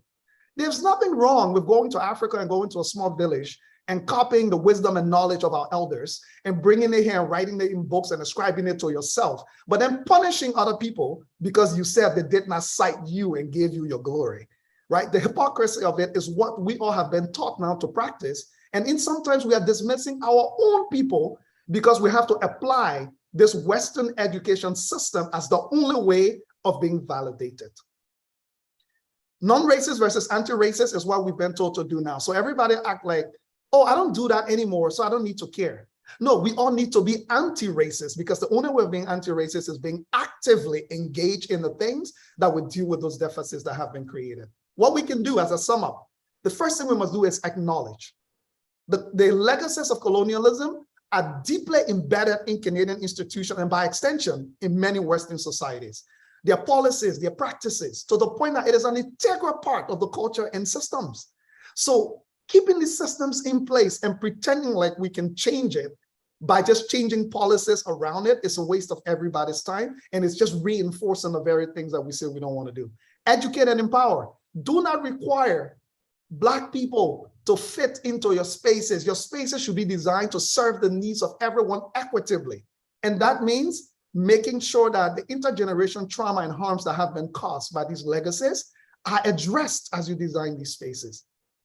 Fill in your knowledge gap and bias by seeking to understand. Don't put that on Black people. It is not our full-time job to always be subjected to filling in your knowledge bias and your gaps. You should be proactive in doing that to ensure that we are dealing with these legacies. Act. And everybody likes to say, oh, I can change the education system of the whole country. Nobody asks you to do that. Act within your means. If you are an education institution and you have the power of control over 10,000 students that come to your school and what they are instructed, do your part within your means, because it is that collective effort that will start to elevate the conversation to a place that it should be. And let's fight with one hand and build with the other. Like we've always said, I will use Empowerment Square as an example. Small organization. We started this work about 10 years ago, and we've now impacted the education ecosystem in Ontario, where we've developed a system-level intervention that Black children that are dealing with educational deficits and even newcomers, African children just arriving, instead of just throwing them in a school system and saying, compete with your peers, no.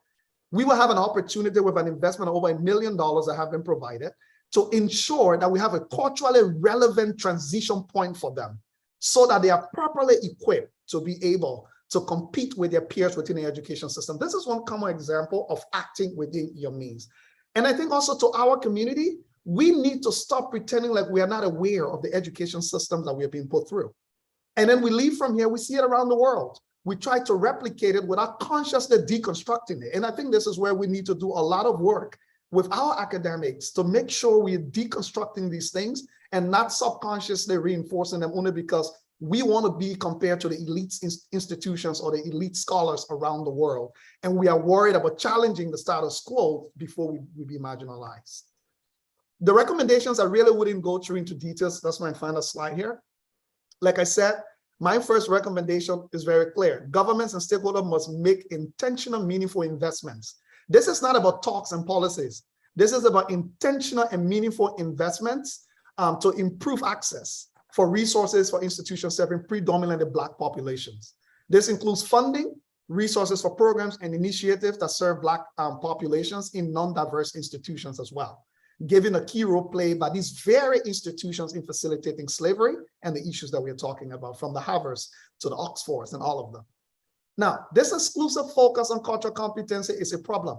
Everybody wants to show now they're culturally competent, which has undermined cultural safety. Just because I'm competent in dissecting the issues to you doesn't mean it is safe for me to even open my mouth and talk to where I am. So we've overlooked cultural safety just because we say, oh, we are aware of the situation. We've received lectures, we've done these programs. Despite that, can we say we are safe in these spaces to challenge the status quo? Can we say we are safe in these spaces to take meaningful actions that may work without being harmed by these institutions? Understand that the formal education system can undermine the academic and life success of Black and racialized youth.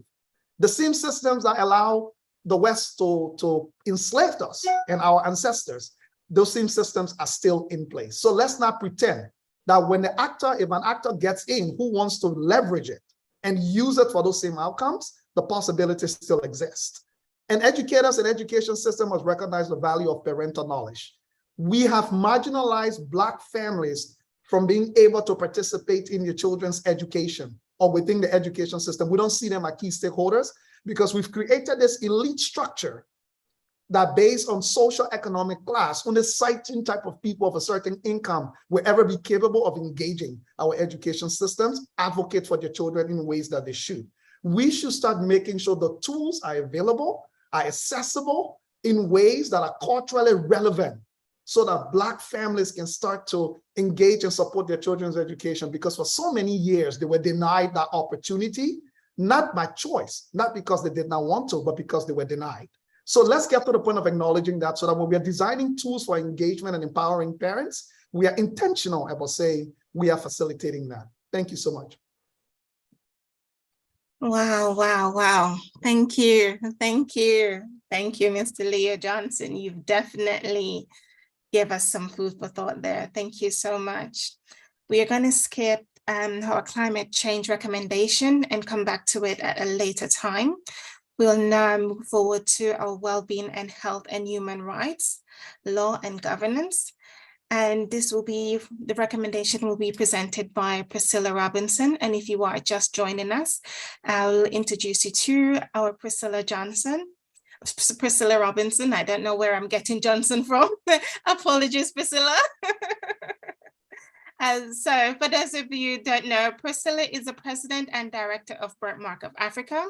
She is head of the research in disciplines of law, criminology, and sociology.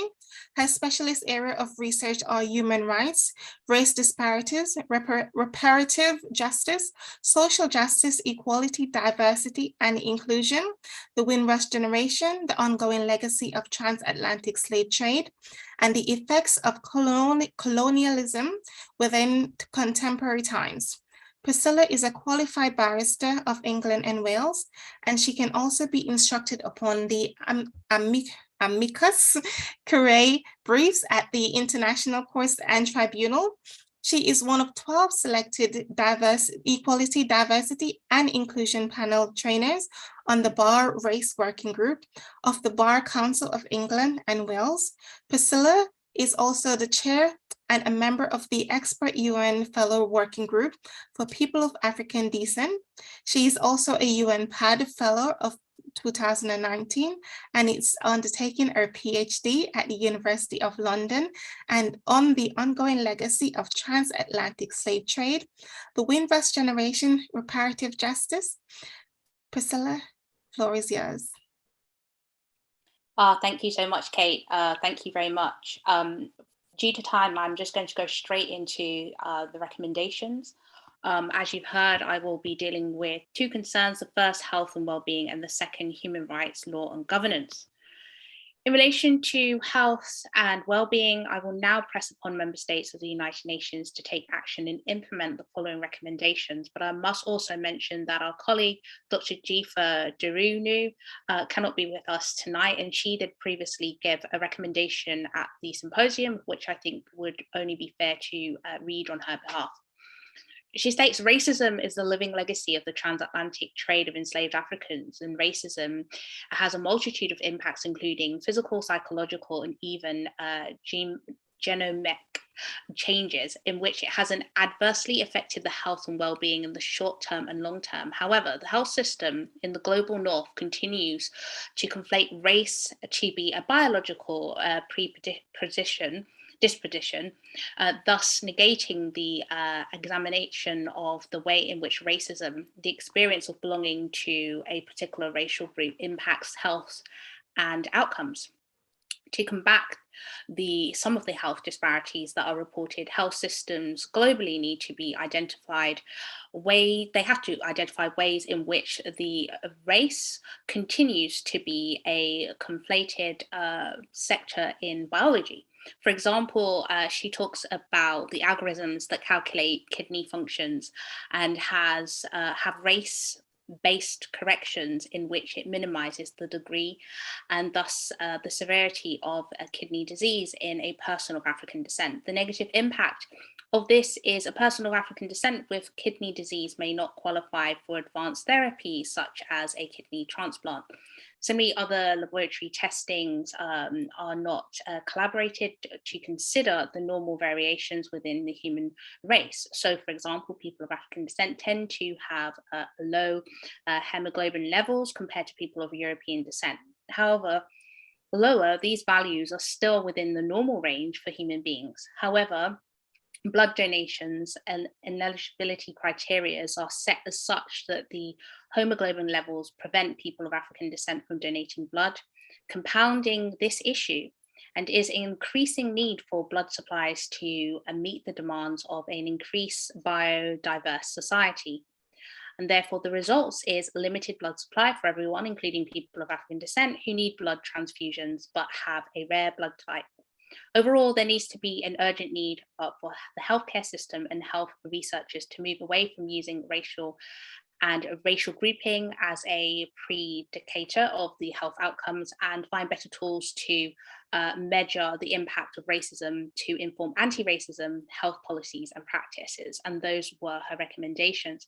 Moving forward in regards to some of my own recommendations in regards to health and well-being, the first one I would give is for practitioners of medicine to really be subjected to yearly training upon patient care In particular, a structured framework upon communication and the best practices of handling and treating patients, really addressing ethnographic groups, including minority ethnic groups with their actual contribution to this framework. And that's because we're finding that people of African descent are, particularly in the UK, complaining about how they're being handled by doctors when they go into the emergency services, for instance, A&E. They're being treated in a particular way, disregarded and pushed told to leave when they might have very urgent needs, which can result in fatality. So really having that framework in relation to communication and best practices, which are done yearly. And of course, if they fall below it, then they've been trained and they'll be subjected to some form of disciplinary or hearing in regards to that. But they do have to have a framework. And of course, that won't just be for people of African descent, but also looking at other ethnic groups in regards to communication. The second recommendation, of which I'm pressing upon member states of the United Nations, is looking upon a very serious matter in regards to Black women. In the UK, Black women are 4 times more likely to die during pregnancy, and in North America, 3 times more likely to die in pregnancy than their white counterparts. So any issues surrounding this, and in fact, any other racial disparities within the medical sector, it's for member states to be compelled to investigate these matters, and for their reports, which I have not seen in the mainstream, for their reports to consider pseudoscientific forms of racism.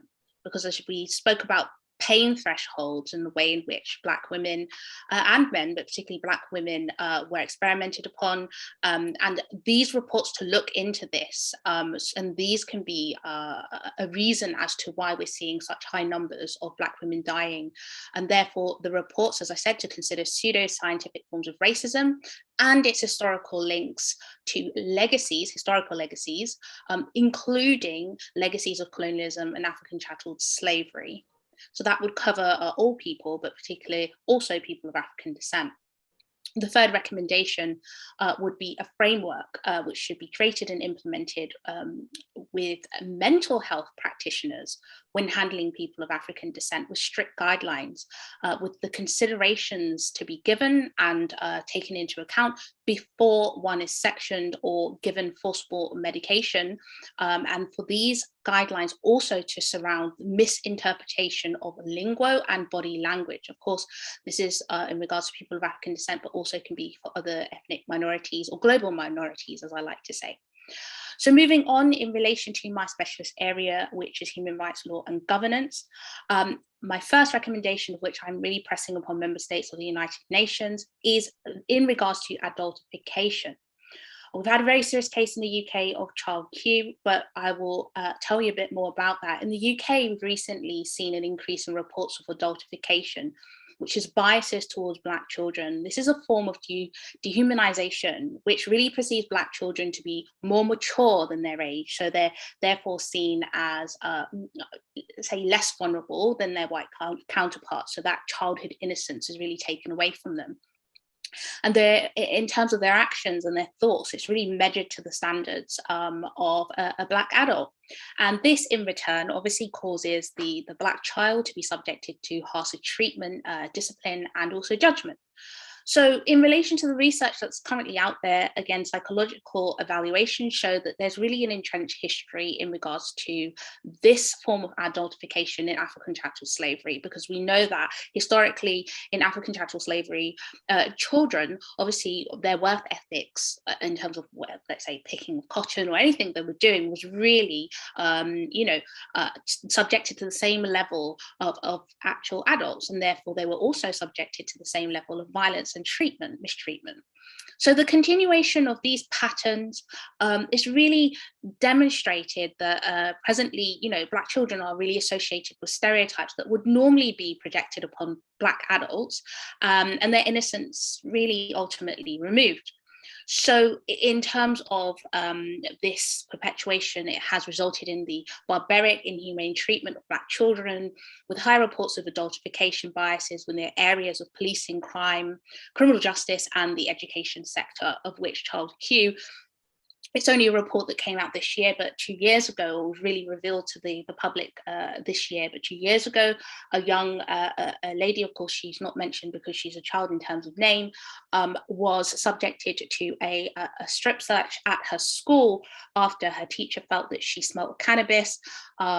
Quite horrifically, the teacher decided to call the police, and 2 female officers came from a police station that's quite known in North London for having a lot of issues surrounding race and the handling of Black people.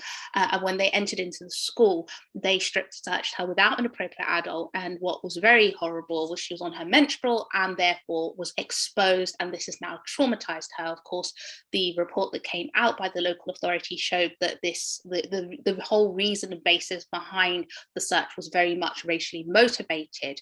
So in regards to my recommendation, in the extremity of cases being reported, which are so severe that the psychological trauma being endured by these children could be completely irreversible, the recommendation would be to tackle adultification biases and obviously uphold the tenet of the United Nations Convention on the Rights of Children within the areas of policy, and for national safeguarding policies to be implemented. And this should really contain strict guidelines on handling, stop and search and arrests that involve children, but particularly a section dealing with the handling of Black children as well, and to ensure that no unnecessary force is used against children in any circumstances.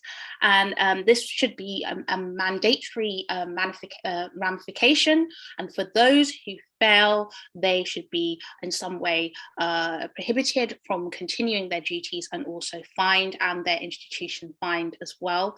And this should be a national safeguarding policy, but worldwide.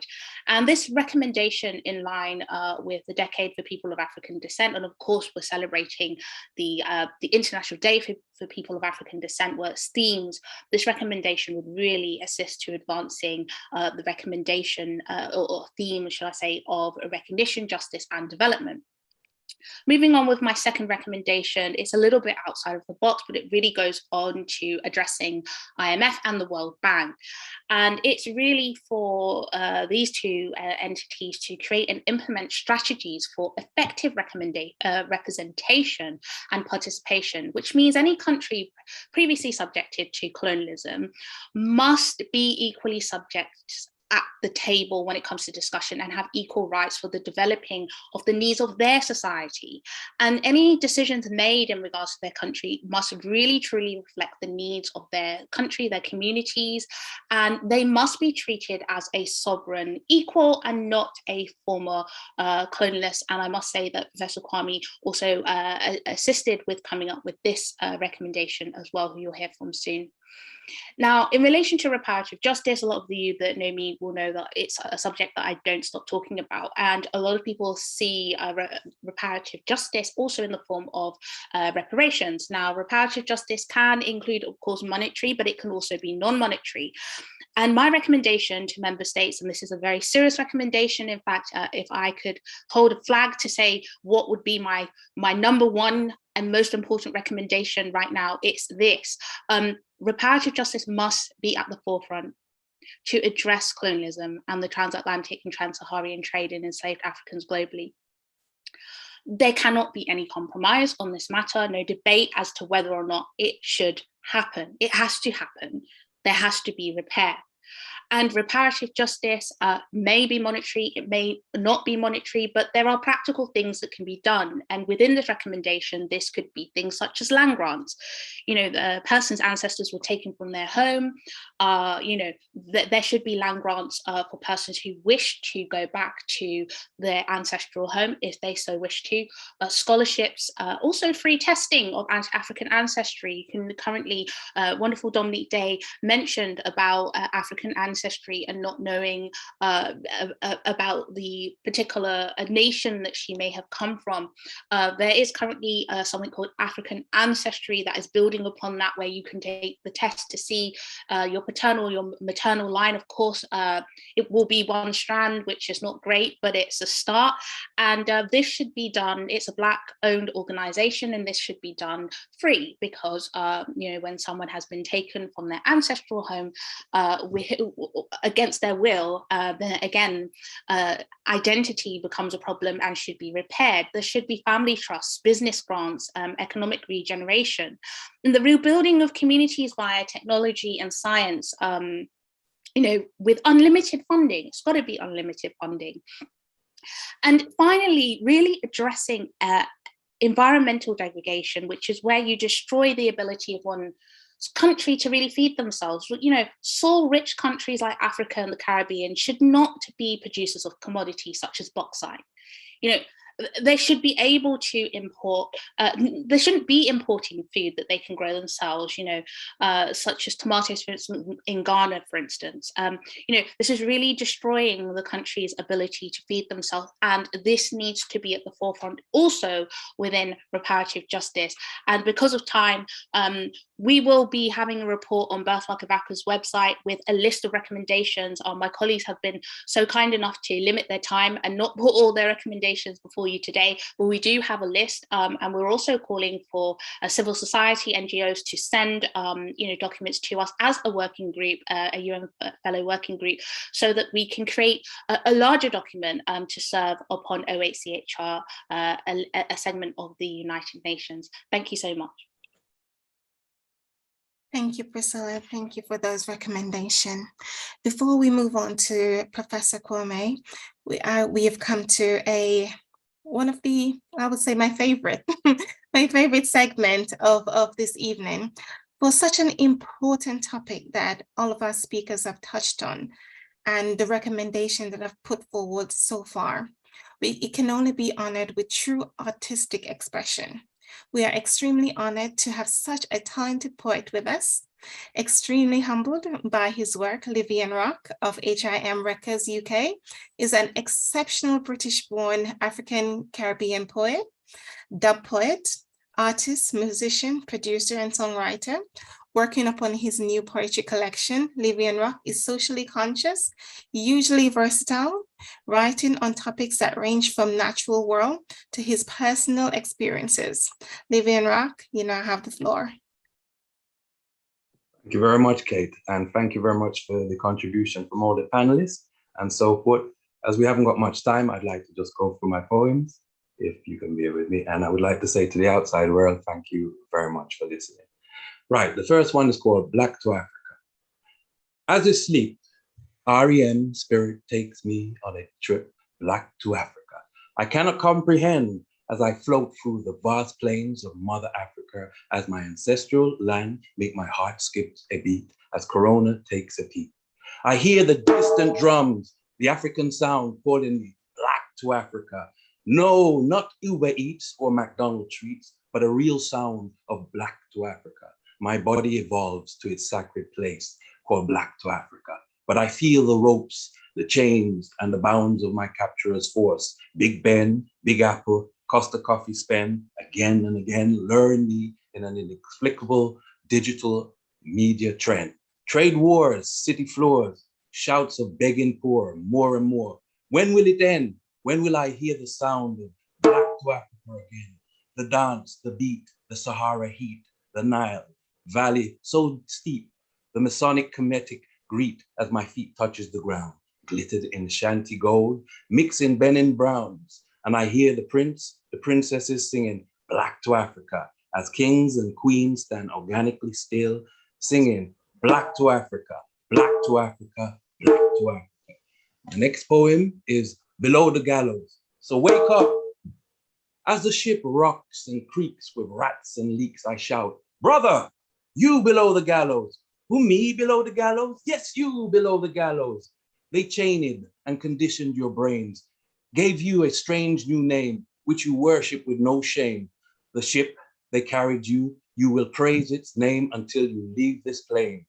As the ship rocks and creaks with rats and leaks, I shout, sister, you below the gallows. Who, me below the gallows? Yes, you below the gallows. You raise your feature to look like the ship owner's daughter. and torture your skin so it can be much lighter and inject, reject, correct your body and nose so not to look like your ancestors. As the ship rocks and creaks with the rats and leaks, I shout, people, you below the gallows. Who, us below the gallows? Yes, you below the gallows. You denied the sun, blocked out the moon, so now divided and confused, conquering through the myths, divided through self-hate. What is your future fate? Or are you going to take a stance and break these chains and reset this perpetual cycle and be as one? Yes, me below the gallows. Yes, we below the gallows. Yes, me below the gallows. So, am I not? I say, am I not? I ask, am I not? Am I not human below the gallows? Thank you, thank you, thank you, thank you. We all enjoy that very, very well. Thank you, thank you. We'll definitely look out for your new poems that you're putting together. Thank you so much for gracing us. We've now come to our final speaker of tonight. This is an exceptional individual, and we are extremely honored to be graced with his presence. He is a supporter of Birthmark of Africa, a mentor, and truly a gift to the world. Professor Kwame Kafufo, excuse my pronunciation, OBE. Is no, Kwame Akufu. Akufu. Thank you. Thank you. Thank you. The professor is of International and Comparative Law of the University of West London, where he has taught since 1986. He has been a Justice of the Peace since 2001, serving as a member of the Adult Criminal Court and the West London Family Court. In the London Borough of Healing, Professor has engaged extensively with a broad range of social justice issues, including social security, housing, discrimination, refugees, education, and employability, where he co-founded the Free Law Clinic Community Advice Program in 1992. He is Vice Chair of the West London Equality Centre, working in the fields of human rights, equality, and community cohesion. Professor previously served as a member of the Social Security Advisory Committee with considerable experience in social policy work. He previously served on the Board of Visitors of HMP Wormwood Scrubs and as a member of the Queen Elizabeth Commonwealth Scholarship Committee. Professor is currently a commissioner for the Archbishop Commission on Family and Households. He is an exceptional individual, expert, and supporter of Birthmark of Africa. Professor, you now have the field. Thank you very much indeed. But can I sound a little ungracious and say that for the future, in the interest of saving on time, just a one-liner introduction would do for most of us, I'm sure. Please. Thank you. But can I say that as a man who's benefited from the collective wisdom of all those who've come before me, I'm deeply grateful. And I'll start by quoting from the example of, I think it was Leo, the presenter before Priscilla, who advised us to be educated about how we go about the issues of concern and be targeted, because the issues that we face have not occurred by accident. They have been designed so that our response should be equally intelligent and educated.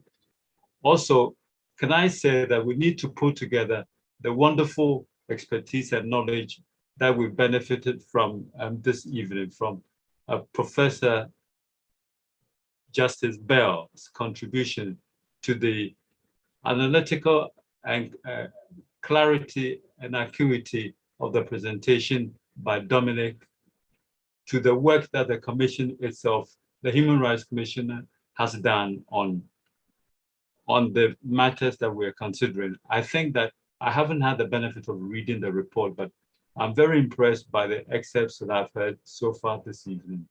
And I think that it's compulsory reading that we'll all benefit from pulling all that together with the collective contribution of all the colleagues around the table this evening. We need to bring it all together in order to make progress.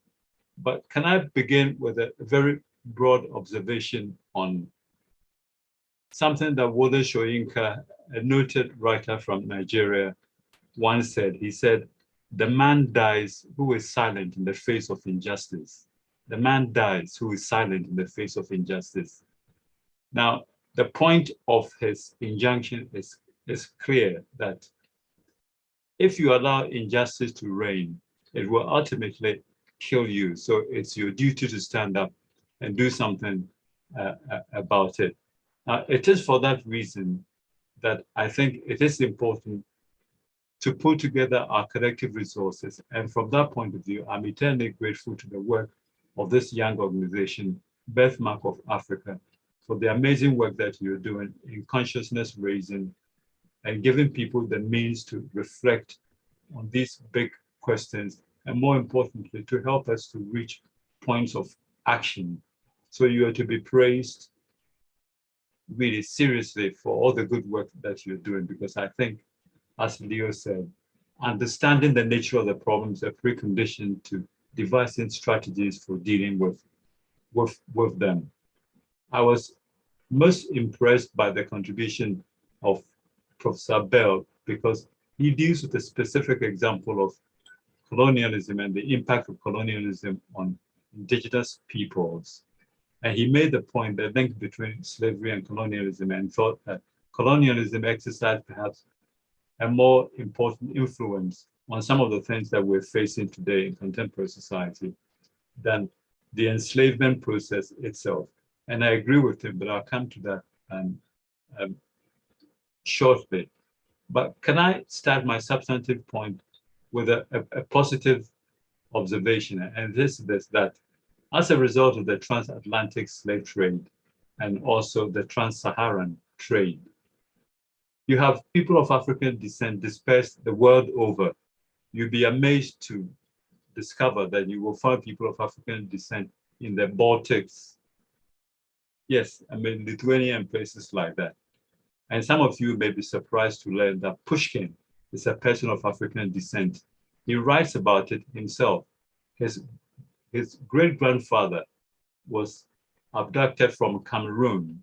And of course, if you don't know who Pushkin is, he's a man who almost single-handedly polished and developed the Russian language. He's revered, and that's why they have a Pushkin Square named after him in Moscow. Very important man. You may also know that a man called Alexander Dumas, the man who wrote The Count of Monte Cristo, and more famously, The Three Musketeers. I think his mother was from Haiti originally. And so we're dispersed all over. So through all the sadness and the misery and the pain and so on, some good things have emerged. But that's about the most positive that I'm able to contribute this evening, about the serious subject of the enduring legacy of the transatlantic slave trade, the trans-Saharan slave trade, and what we do about it. Now, the reason why I think it is important to be educated about the history of the provenance of the problems that we face today, their origins and their history, as Priscilla so very helpfully did. She has demonstrated that the consequences of the trade through the Sahara and the Middle Passage and so on were not simply physical in terms of its impact, but it was deeply psychological. And they've been transmitted through different generations. Now, once we have an understanding of that, then we're in a position, I think, to devise strategies that are appropriate. But it is quite striking that when you take a look across the world, you will find that wherever people of African descent show up, whether it's in Colombia, Panama, Israel, wherever we find them, we have the same problem. The problem that I think Brother Leo referred to is the hierarchy of humanity.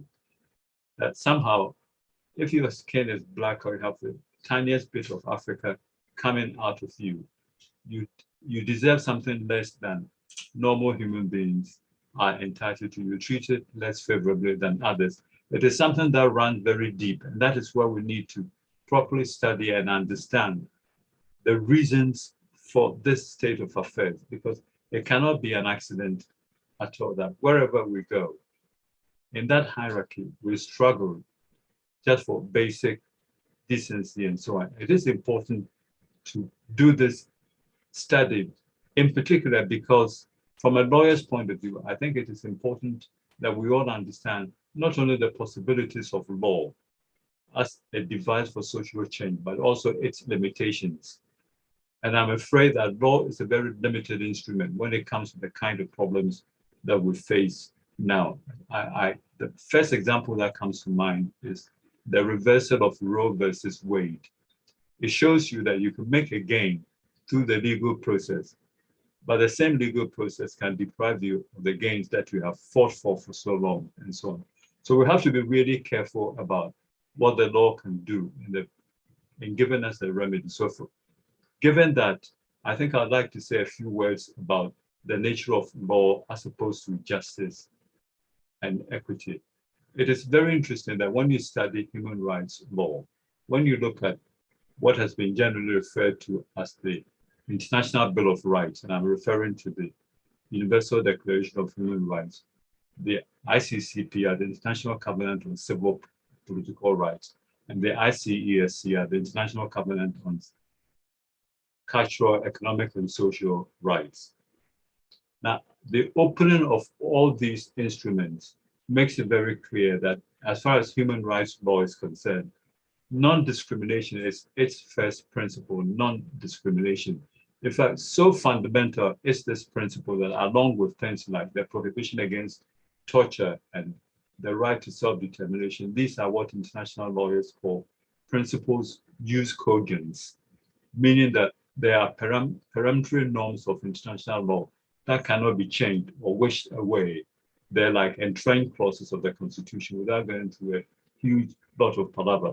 So we have these rights. My question to you then is, why is it that these principles are entrenched and fundamental, but Black people still suffer the abuse that they do throughout the world? It clearly demonstrates that you may have a piece of law written to say that you have X, Y, Z rights, but the fact that you have them written on a piece of paper does not guarantee them to you. So in our strategizing, we need to be clear about what we do in order to use the law to effectively serve the ends of equality. Unfortunately, this is where human rights law is extremely weak at the international level, because if you look at the enforcement mechanisms of most international covenants and international rights across the board, much of the enforcement is simply about the states concerned reporting to a particular UN committee and then coming back a year or so later and telling the committee what improvements they have made since the last report. And then the worst that can happen is to name and shame them. This clearly, from the conversations that I've heard around the table this evening, this clearly would not help Black people and the cause that we serve. Simply reporting, shaming, naming and shaming doesn't do the job. So it comes down to the sort of recommendations that the fellows and others have been offering this evening. And what I would say in terms of how we proceed is that it is important for us to study in particular spheres, particular circumstances, how best to use the legal device to enhance particular rights. I think some of you have already mentioned how we can go forward, particularly using the Canadian experience and so on. Kusiga has also offered some ideas, but what is important to me is an understanding that throughout human history, we find that human society is varied and diverse. So anywhere and everywhere you go, there are differences between human beings. And it is these differences that give rise to inequalities that ultimately breed discrimination and social injustice and so on. But the fight for equality and justice is really a fight, in effect, for social justice. So if we understand that it is all a fight for social justice, then it is important to make common cause with others who are discriminated against on grounds perhaps of gender, of class, of religion, and any other differences that make them less worthy than other people, so that they are not entitled to the same resources, the same share of social wealth as everybody else.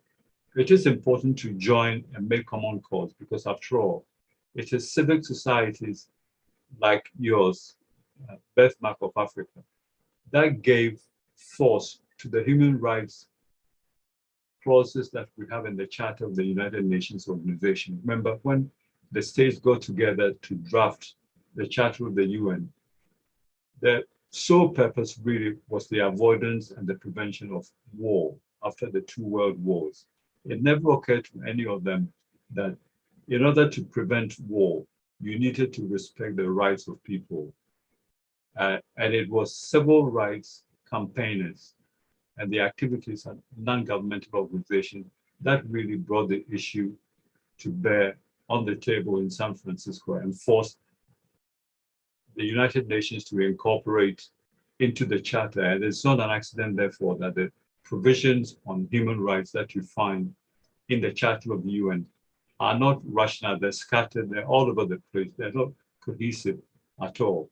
But the point I'm making here is a positive point, which is that when civic society comes together and is charged by the force of its own conviction, it gives impetus and helps the law to become effective. So when you're looking at your recommendations, one of the things that I'll ask you perhaps to consider is that through the human rights system, a fund should be set up to help litigation based on public interest litigation to enforce the rights of people, because in the United States and in the United Kingdom and so on, there clearly are rules against discrimination. There's the Equality Act, for example, of 2010 in the UK. But in spite of that, the point is discrimination is alive and well in the fields of employment, in the fields of health, indeed across the board. Social mobility is a big issue. Why is that?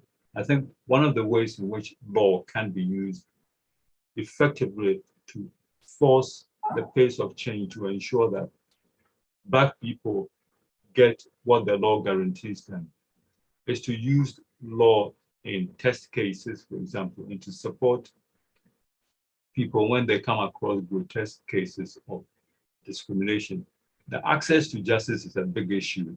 And as Priscilla will tell you, our system of legal aid in this country, in the United Kingdom, is in total meltdown. In fact, as we speak, barristers are on strike in this country because the legal aid system isn't working in criminal cases. So clearly the law will not work to guarantee the rights that we have. Question, what do we do about it? I'm suggesting that if there's a clear structure in place, well-funded, where we can jump from country to country with groups helping to litigate and to vindicate the rights of oppressed people, that would be a way of turning law positively into an instrument for social justice, because simply possessing rights does not guarantee you access to those rights. Like somebody said, the courts are like the Ritz Hotel. It's a hotel that is open to all. Well, how many of us can afford to actually go in? I think I've said enough so far, but I'll conclude by saying something about reparative justice and equity. From everything that I've said so far, it's clear that I'm not a believer in the fact that simply having a law saying you should not discriminate or you're entitled to X, Y, and Z does not guarantee you anything like that. And that equality in law is different from equity. Equity is about fairness, it's about justice. So reparative justice is really an attempt to recognize the fact that historically there has been this grotesque abuse of people of African descent through the slave trade both ways, the Trans-Atlantic and the Trans-Saharan. Therefore, there's a need for reparation as you would do in any normal legal proceedings. At the end of your claim, you ask for a remedy, and the usual remedy is damages. But obviously, damages are not always the appropriate remedy in all cases. So, for example, if the government were to pass legislation saying that if your vehicle pollutes beyond a certain point, you are not allowed to drive into central London, but a cab company finds it profitable to keep on breaking that law, because every time they break the law by taking passengers into central London, all that happens is they pay a fine, and it's so profitable for them to do so. They'll keep doing that. Now, the law will be completely ineffectual. So what then happens in a case like that? The system will call equity, which is about fairness, which is about justice, will step in. So instead of you being fined, what the court will do would impose an injunction, an equitable remedy upon you to say that you should not drive into, the order of the court is that you should refrain from driving into central London. If you were to disobey that, the punishment would no longer be money compensation. Your physical body will be grabbed and put into jail until such time that you pay yourself of the contempt, because effectively you are guilty of contempt of court. And this is how the alternative system of law we call equity arose and was developed by the chancery of the medieval period in this country. And it's proved to be a powerful way of delivering justice and fairness in particular cases. Now, we need to ask the question, how do we achieve a system of fairness and justice? And it seems to me that on the question of moving forward, that we need to join the issue of slavery and colonialism, because it's not an accident at all that most people of Black descent in the Caribbean and everywhere else are the product both of the transatlantic slave trade process and of colonialism. Now, why is colonialism so important? Well, it is important because I think that it is the mechanism by which most of these countries were deprived of their ability, as Priscilla hinted, their ability to, in a sense, become truly independent, sovereign nations capable of looking after their own affairs, feeding themselves, and so on. And when you look at what happens in Jamaica, Ghana, and Nigeria and other places, these places are rich in natural resources. Unfortunately, because the economies they run look outward, they are not designed to support the real needs of the people of those countries. Most of them tend to produce things that they don't themselves eat or require. So they sell these things, and depending on the vagaries of the international market system, they get money which they then use to import food. I mean, there's absolutely no reason why a country like Ghana should import rice or basic items like carrots, tomatoes, and things like that. But we do, and of course, as you all know, as a result of the Ukraine crisis, many countries in Africa are struggling to feed themselves because they were dependent on importing sunflower oil from the Ukraine. Now, why should any African country be dependent on imported sunflower oil from the Ukraine? While the sunflower will not grow in Ghana, of course it will, throughout Africa. This and other alternative sources of cooking oil are available.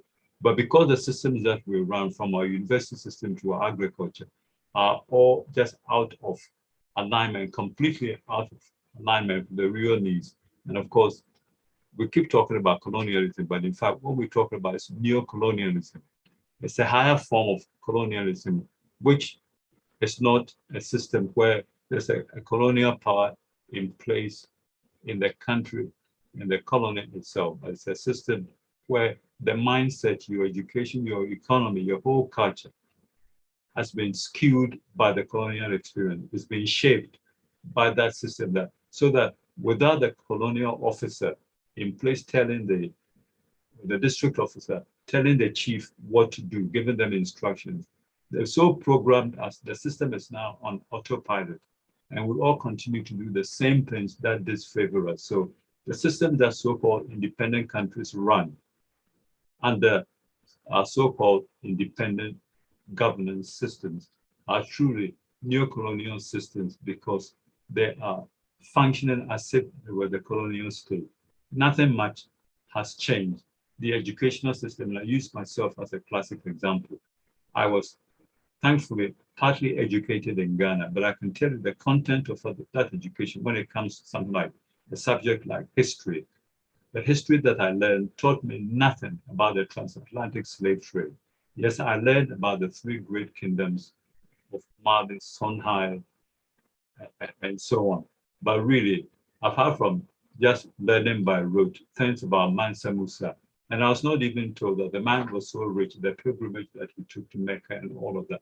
This is something that I learned much later on. So the education that I went through was not proper education, the real sense of the term, because I was taught things like, who discovered the source of the Nile? And you can be sure it wasn't an African. And it takes me back to something Professor Bell said about how the state of Victoria, Britain acquired sovereignty over that based on this idea of discovery of territory called terra nullius.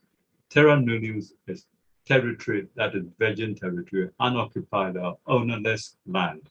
So what happened in the so-called period of discovery is that many of us and our forebears were discovered because some French ship captain 10 miles away from a beautiful island decided, oh, that island looks beautiful, I will claim it for the sovereignty of the French kingdom or French empire or whatever it is. So I have discovered it. Even if it turns out that there were local people living there, governing their affairs, that didn't matter because the formula that they used was according to the law that was designed by those who are at the high table, designing the basic norms of international law, which is that if you discover new territory, then it entitles you to sovereignty, which gives you original sovereign rights over that territory. So even if it turns out that there were indigenous people on the island, because they didn't have what they call a settled system of government along the lines of what Europeans were familiar with, you were still discovered and then became the property of one colonial power or other. So most of us were the result of discovery of territory, terra nullius. And many of the disputes over boundaries have come about because of the way in which international law was fashioned by the colonizing powers. They determine the content of all these issues. And I'm so glad that people in South America and Africa very sensibly decided when they gained independence to say that, look, these boundaries which were artificially drawn make no sense to us, but we're not going to fight over these things, because if we do, we spend all of our time fighting over all these things. That's the sort of intelligent approach that we need to resolving our problems and so on.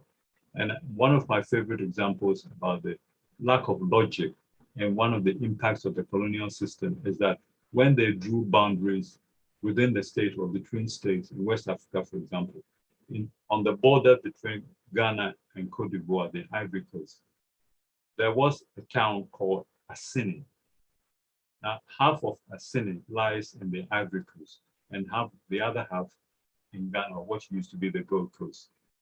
The people of the Ivory Coast called theirs Assini. So of course, Ghana was left with a problem. What do we call our other half of Assini? So my people sensibly came up with this idea that we'll call it half Assini. If you don't believe me, just look up the map of Ghana. There's a town called half Assini. So literally the boundary runs through households and things like that. But this is the kind of legacy that continues to have an impact even today. So when we talk about the lasting and enduring legacy, it's not fanciful at all. It is real. But I think the most critical part of it is understanding clearly the nature of the economics of the dependent economy. Because I firmly believe that if African and Caribbean nations were truly politically and economically independent, govern their own affairs, that would in itself reinforce the standing of people of African descent in the diaspora. And that union would help go a very long way to liberate us from many of the problems that we're talking about. But sadly, there's very little by way of cooperation at the Pan-African level between the Caribbean and Africa. It was tried in the 60s, but we would like to see more of these kinds of joint operations, understanding of our common problems and shared problems. And through it, I'm absolutely convinced that those countries can then put pressure on the people, the governance of the people in the diaspora to respect the rights of all these people. I think I've said enough. I don't want to overrun my time. Thank you very much. Thank you, Professor Kwame. Thank you. As you can see, you're receiving the applaud from the rest of the panel. Thank you so much for your contribution. Thank you for your kindness. Thank you. I would like to raise an apology for Amak Alikuluti. He is currently in Zambia due to a family bereavement. So at this time, I would like to wish condolences to his family and himself in such a time of this bereavement.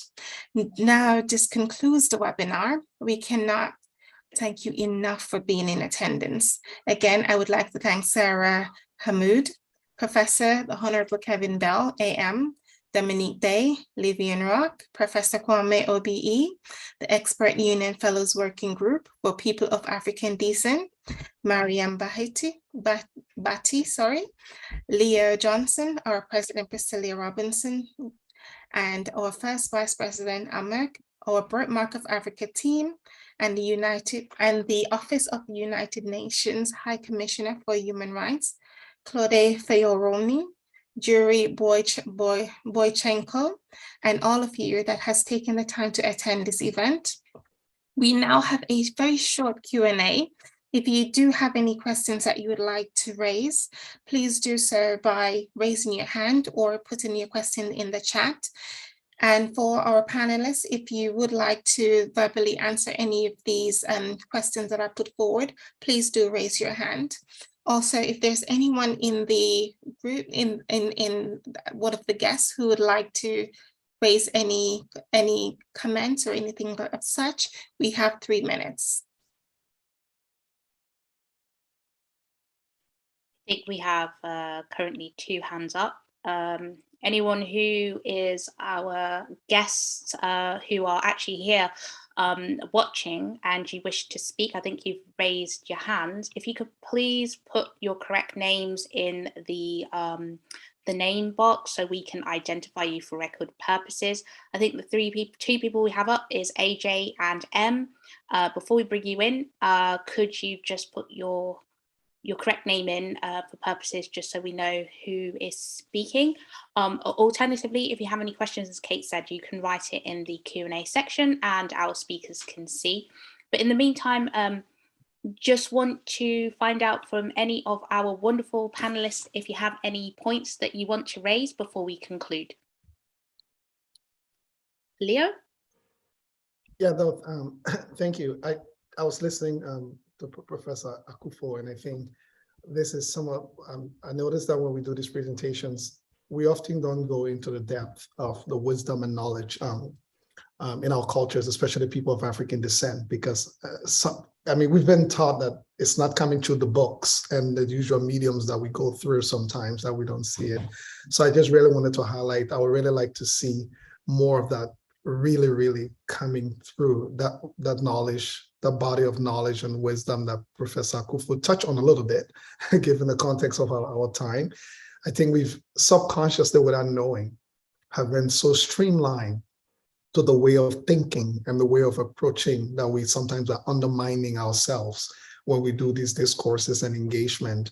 We will mention it in passing or in reference, but not really touch it or make it, in fact, the epicenter most of the time of what we're situating our piece around. So we keep going back to the very tools that we use to enslave us and the very tools that we use to destroy us, trying to use it to be the medium through which we can understand ourselves rather than go into the source itself. So I really want to thank you for that, Professor Akufo. Very kind of you. Thank you so much for that, Leo. There is a few persons that I did actually want to thank as well for attending, which was Barbara Reynolds, who's also part of the working group wonderful working group which Dominic Day is a part of, and also Dr. Lorna Cork, who is currently watching, who is a great lecturer at London University. So thank you for being in attendance. Again, just to give the floor to any of the persons who've raised their hands. Unfortunately, if you don't have your full name in the bar or your name bar, we can't allow you to have the floor in person. So just to give you a little bit more time before we conclude. And also we're going to run over time. So really we're giving persons about 3 minutes to speak, but does anyone else have any final words? Livian Rock or Professor Kevin Bell? Livian Rock?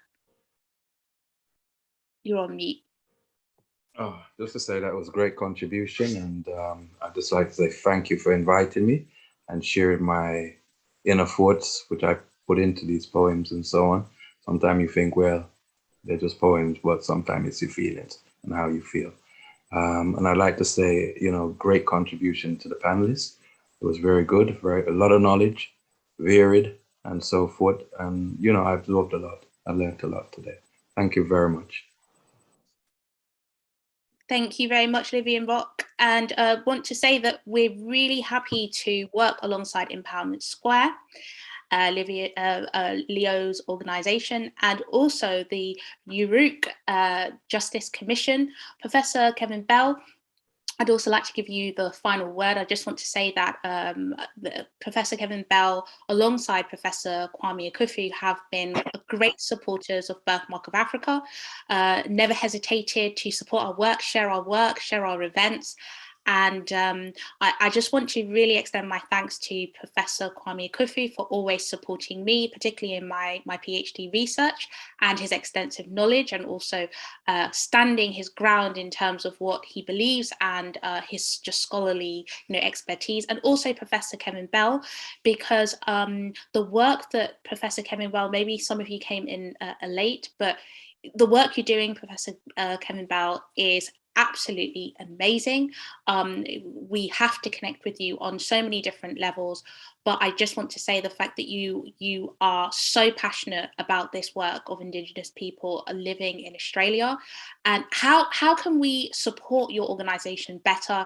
And Leo, I'll ask you also to do the same after Professor Kevin Bell, but please tell us just a little bit more about the UOHCHR Justice Commission. I hope I'm saying it right, because I think I did when we had a telephone conversation. I was trying to pronounce it the best way I could, but please tell us just a little bit more about it, and how people can support it all the way in Australia. Thank you. Thank you. There is no correct way to say UOHCHR. It's a word from a spoken language that is very ancient and would have been pronounced in different ways across the eons of time. But the speakers of the language now say UOHCHR, but some say UOHCHR or other ways, and some roll the R. So respect is paid to all ways of saying. And the UOHCHR Justice Commission is a product of resistance by Indigenous nations in Victoria against colonisation. It is a product of them persuading the government that there needed to be a process through which the silence about the impact of colonisation could be broken in a way which informed treaty making and allowed for structural system reform as a fundamental response to colonisation. I think that the best way for you here to support us is to take an interest in our work, just as I'm taking an interest in your work.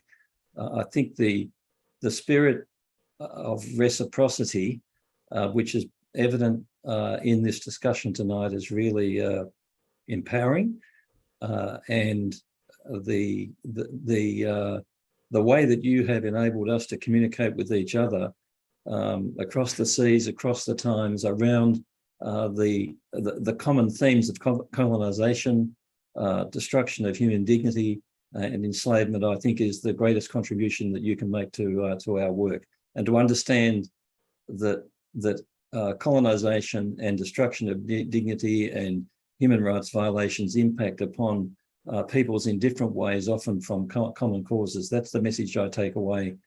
I also just want to pick up on something that Leo said in reference to Professor Akufo's remarks. I've grown to treasure indigenous knowledges and ways of understanding the world, and this has impacted heavily upon my own way of thinking about what should be done and how I practice my allyship.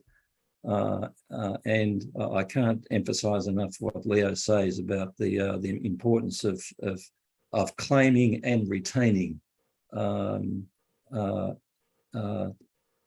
knowledges which are special. And I thank him for sharing that, and that reinforces in my own mind. So it's this kind of exchange, I think, which is the best support that I can give you and that you can give me. And thank you, Priscilla, for a wonderful session. No, thank you, Professor Bell, for being here. And I know that you're a very busy person. And in fact, you're all the way in Australia, so there's a huge time difference. And you started at 3 a.m. Australia time to be here. So I can't thank you enough. Thank you. Leo, my buddy psychic at the UN, you have the last word in regards to Empowerment Square and how your wonderful project can... I do want to say something in regards to Leo very quickly. When I first met Leo at the United Nations, I really had a perception of him as, you know, a well-schooled young person whose parents were very rich, and he was very pompous. Boy, did I get it wrong. One day, Leo and I sat down and shared our experiences about our history. And when Leo told me that he'd been in a refugee camp for many, many years as a child growing up, from Liberia taken to Ghana and several other places, and that his journey of how he actually got to Canada and all the things he's achieved, I actually cried because I just couldn't believe it. So I have a lot of respect for Leo, always jeering him and joking around with him, but please listen to what Leo has to say about his organization, because it's real and he's doing real work. So Leo, you have the floor. No, thank you. Thank you so much. And thank you for those kind words as well. Of course, yeah, Priscilla was my sidekick at the UN as well. So we had some great time. But just following what Professor Kevin Bell said also, I think for us, we've positioned ourselves on the building side of the work that we're doing. Like I said, there are two sides. There are organizations that do an incredible job on the fighting side when it comes to raising the awareness and moving. As an organization, we think we offer the best on the building side, which is where we're looking at the deficits. And when the people who on the fighting side have fought and tuned down some of the things that we need to tear down, we don't want to leave that vacuum existing because something else might get built in it. So I often say, I'm someone who believes in resources a lot. This attitude that we get to keep enslaving to get to where we need to get, I think we can mobilize our resources within our means. And Empowerment Square is an example as an organization in Canada, but you could do it through an organization beside you. One of the most effective ways I would say to help our organization is directly through financial contributions. And no amount is too small via our website all the time, because it's going to take some serious investments for us to build within the vacuums that are being created when we are fortunate on the fighting side. And I hope that we all can start to adopt that attitude, that our resources are not insufficient. That is our starting point. And when we start with what we have, it's a very powerful statement as to the fact that we're not waiting. I often say, you can't trust the oppressors to be the same people who will effectively respond to what you need to build. Once they respond, that means they've been forced into submission, and that's where we need to start using our resources wisely to put them in that position. Thank you so much, Leo, for that. And just one other person, which is Dominique Day, who's the former chair, but she's still a member of the working group of experts of people of African descent.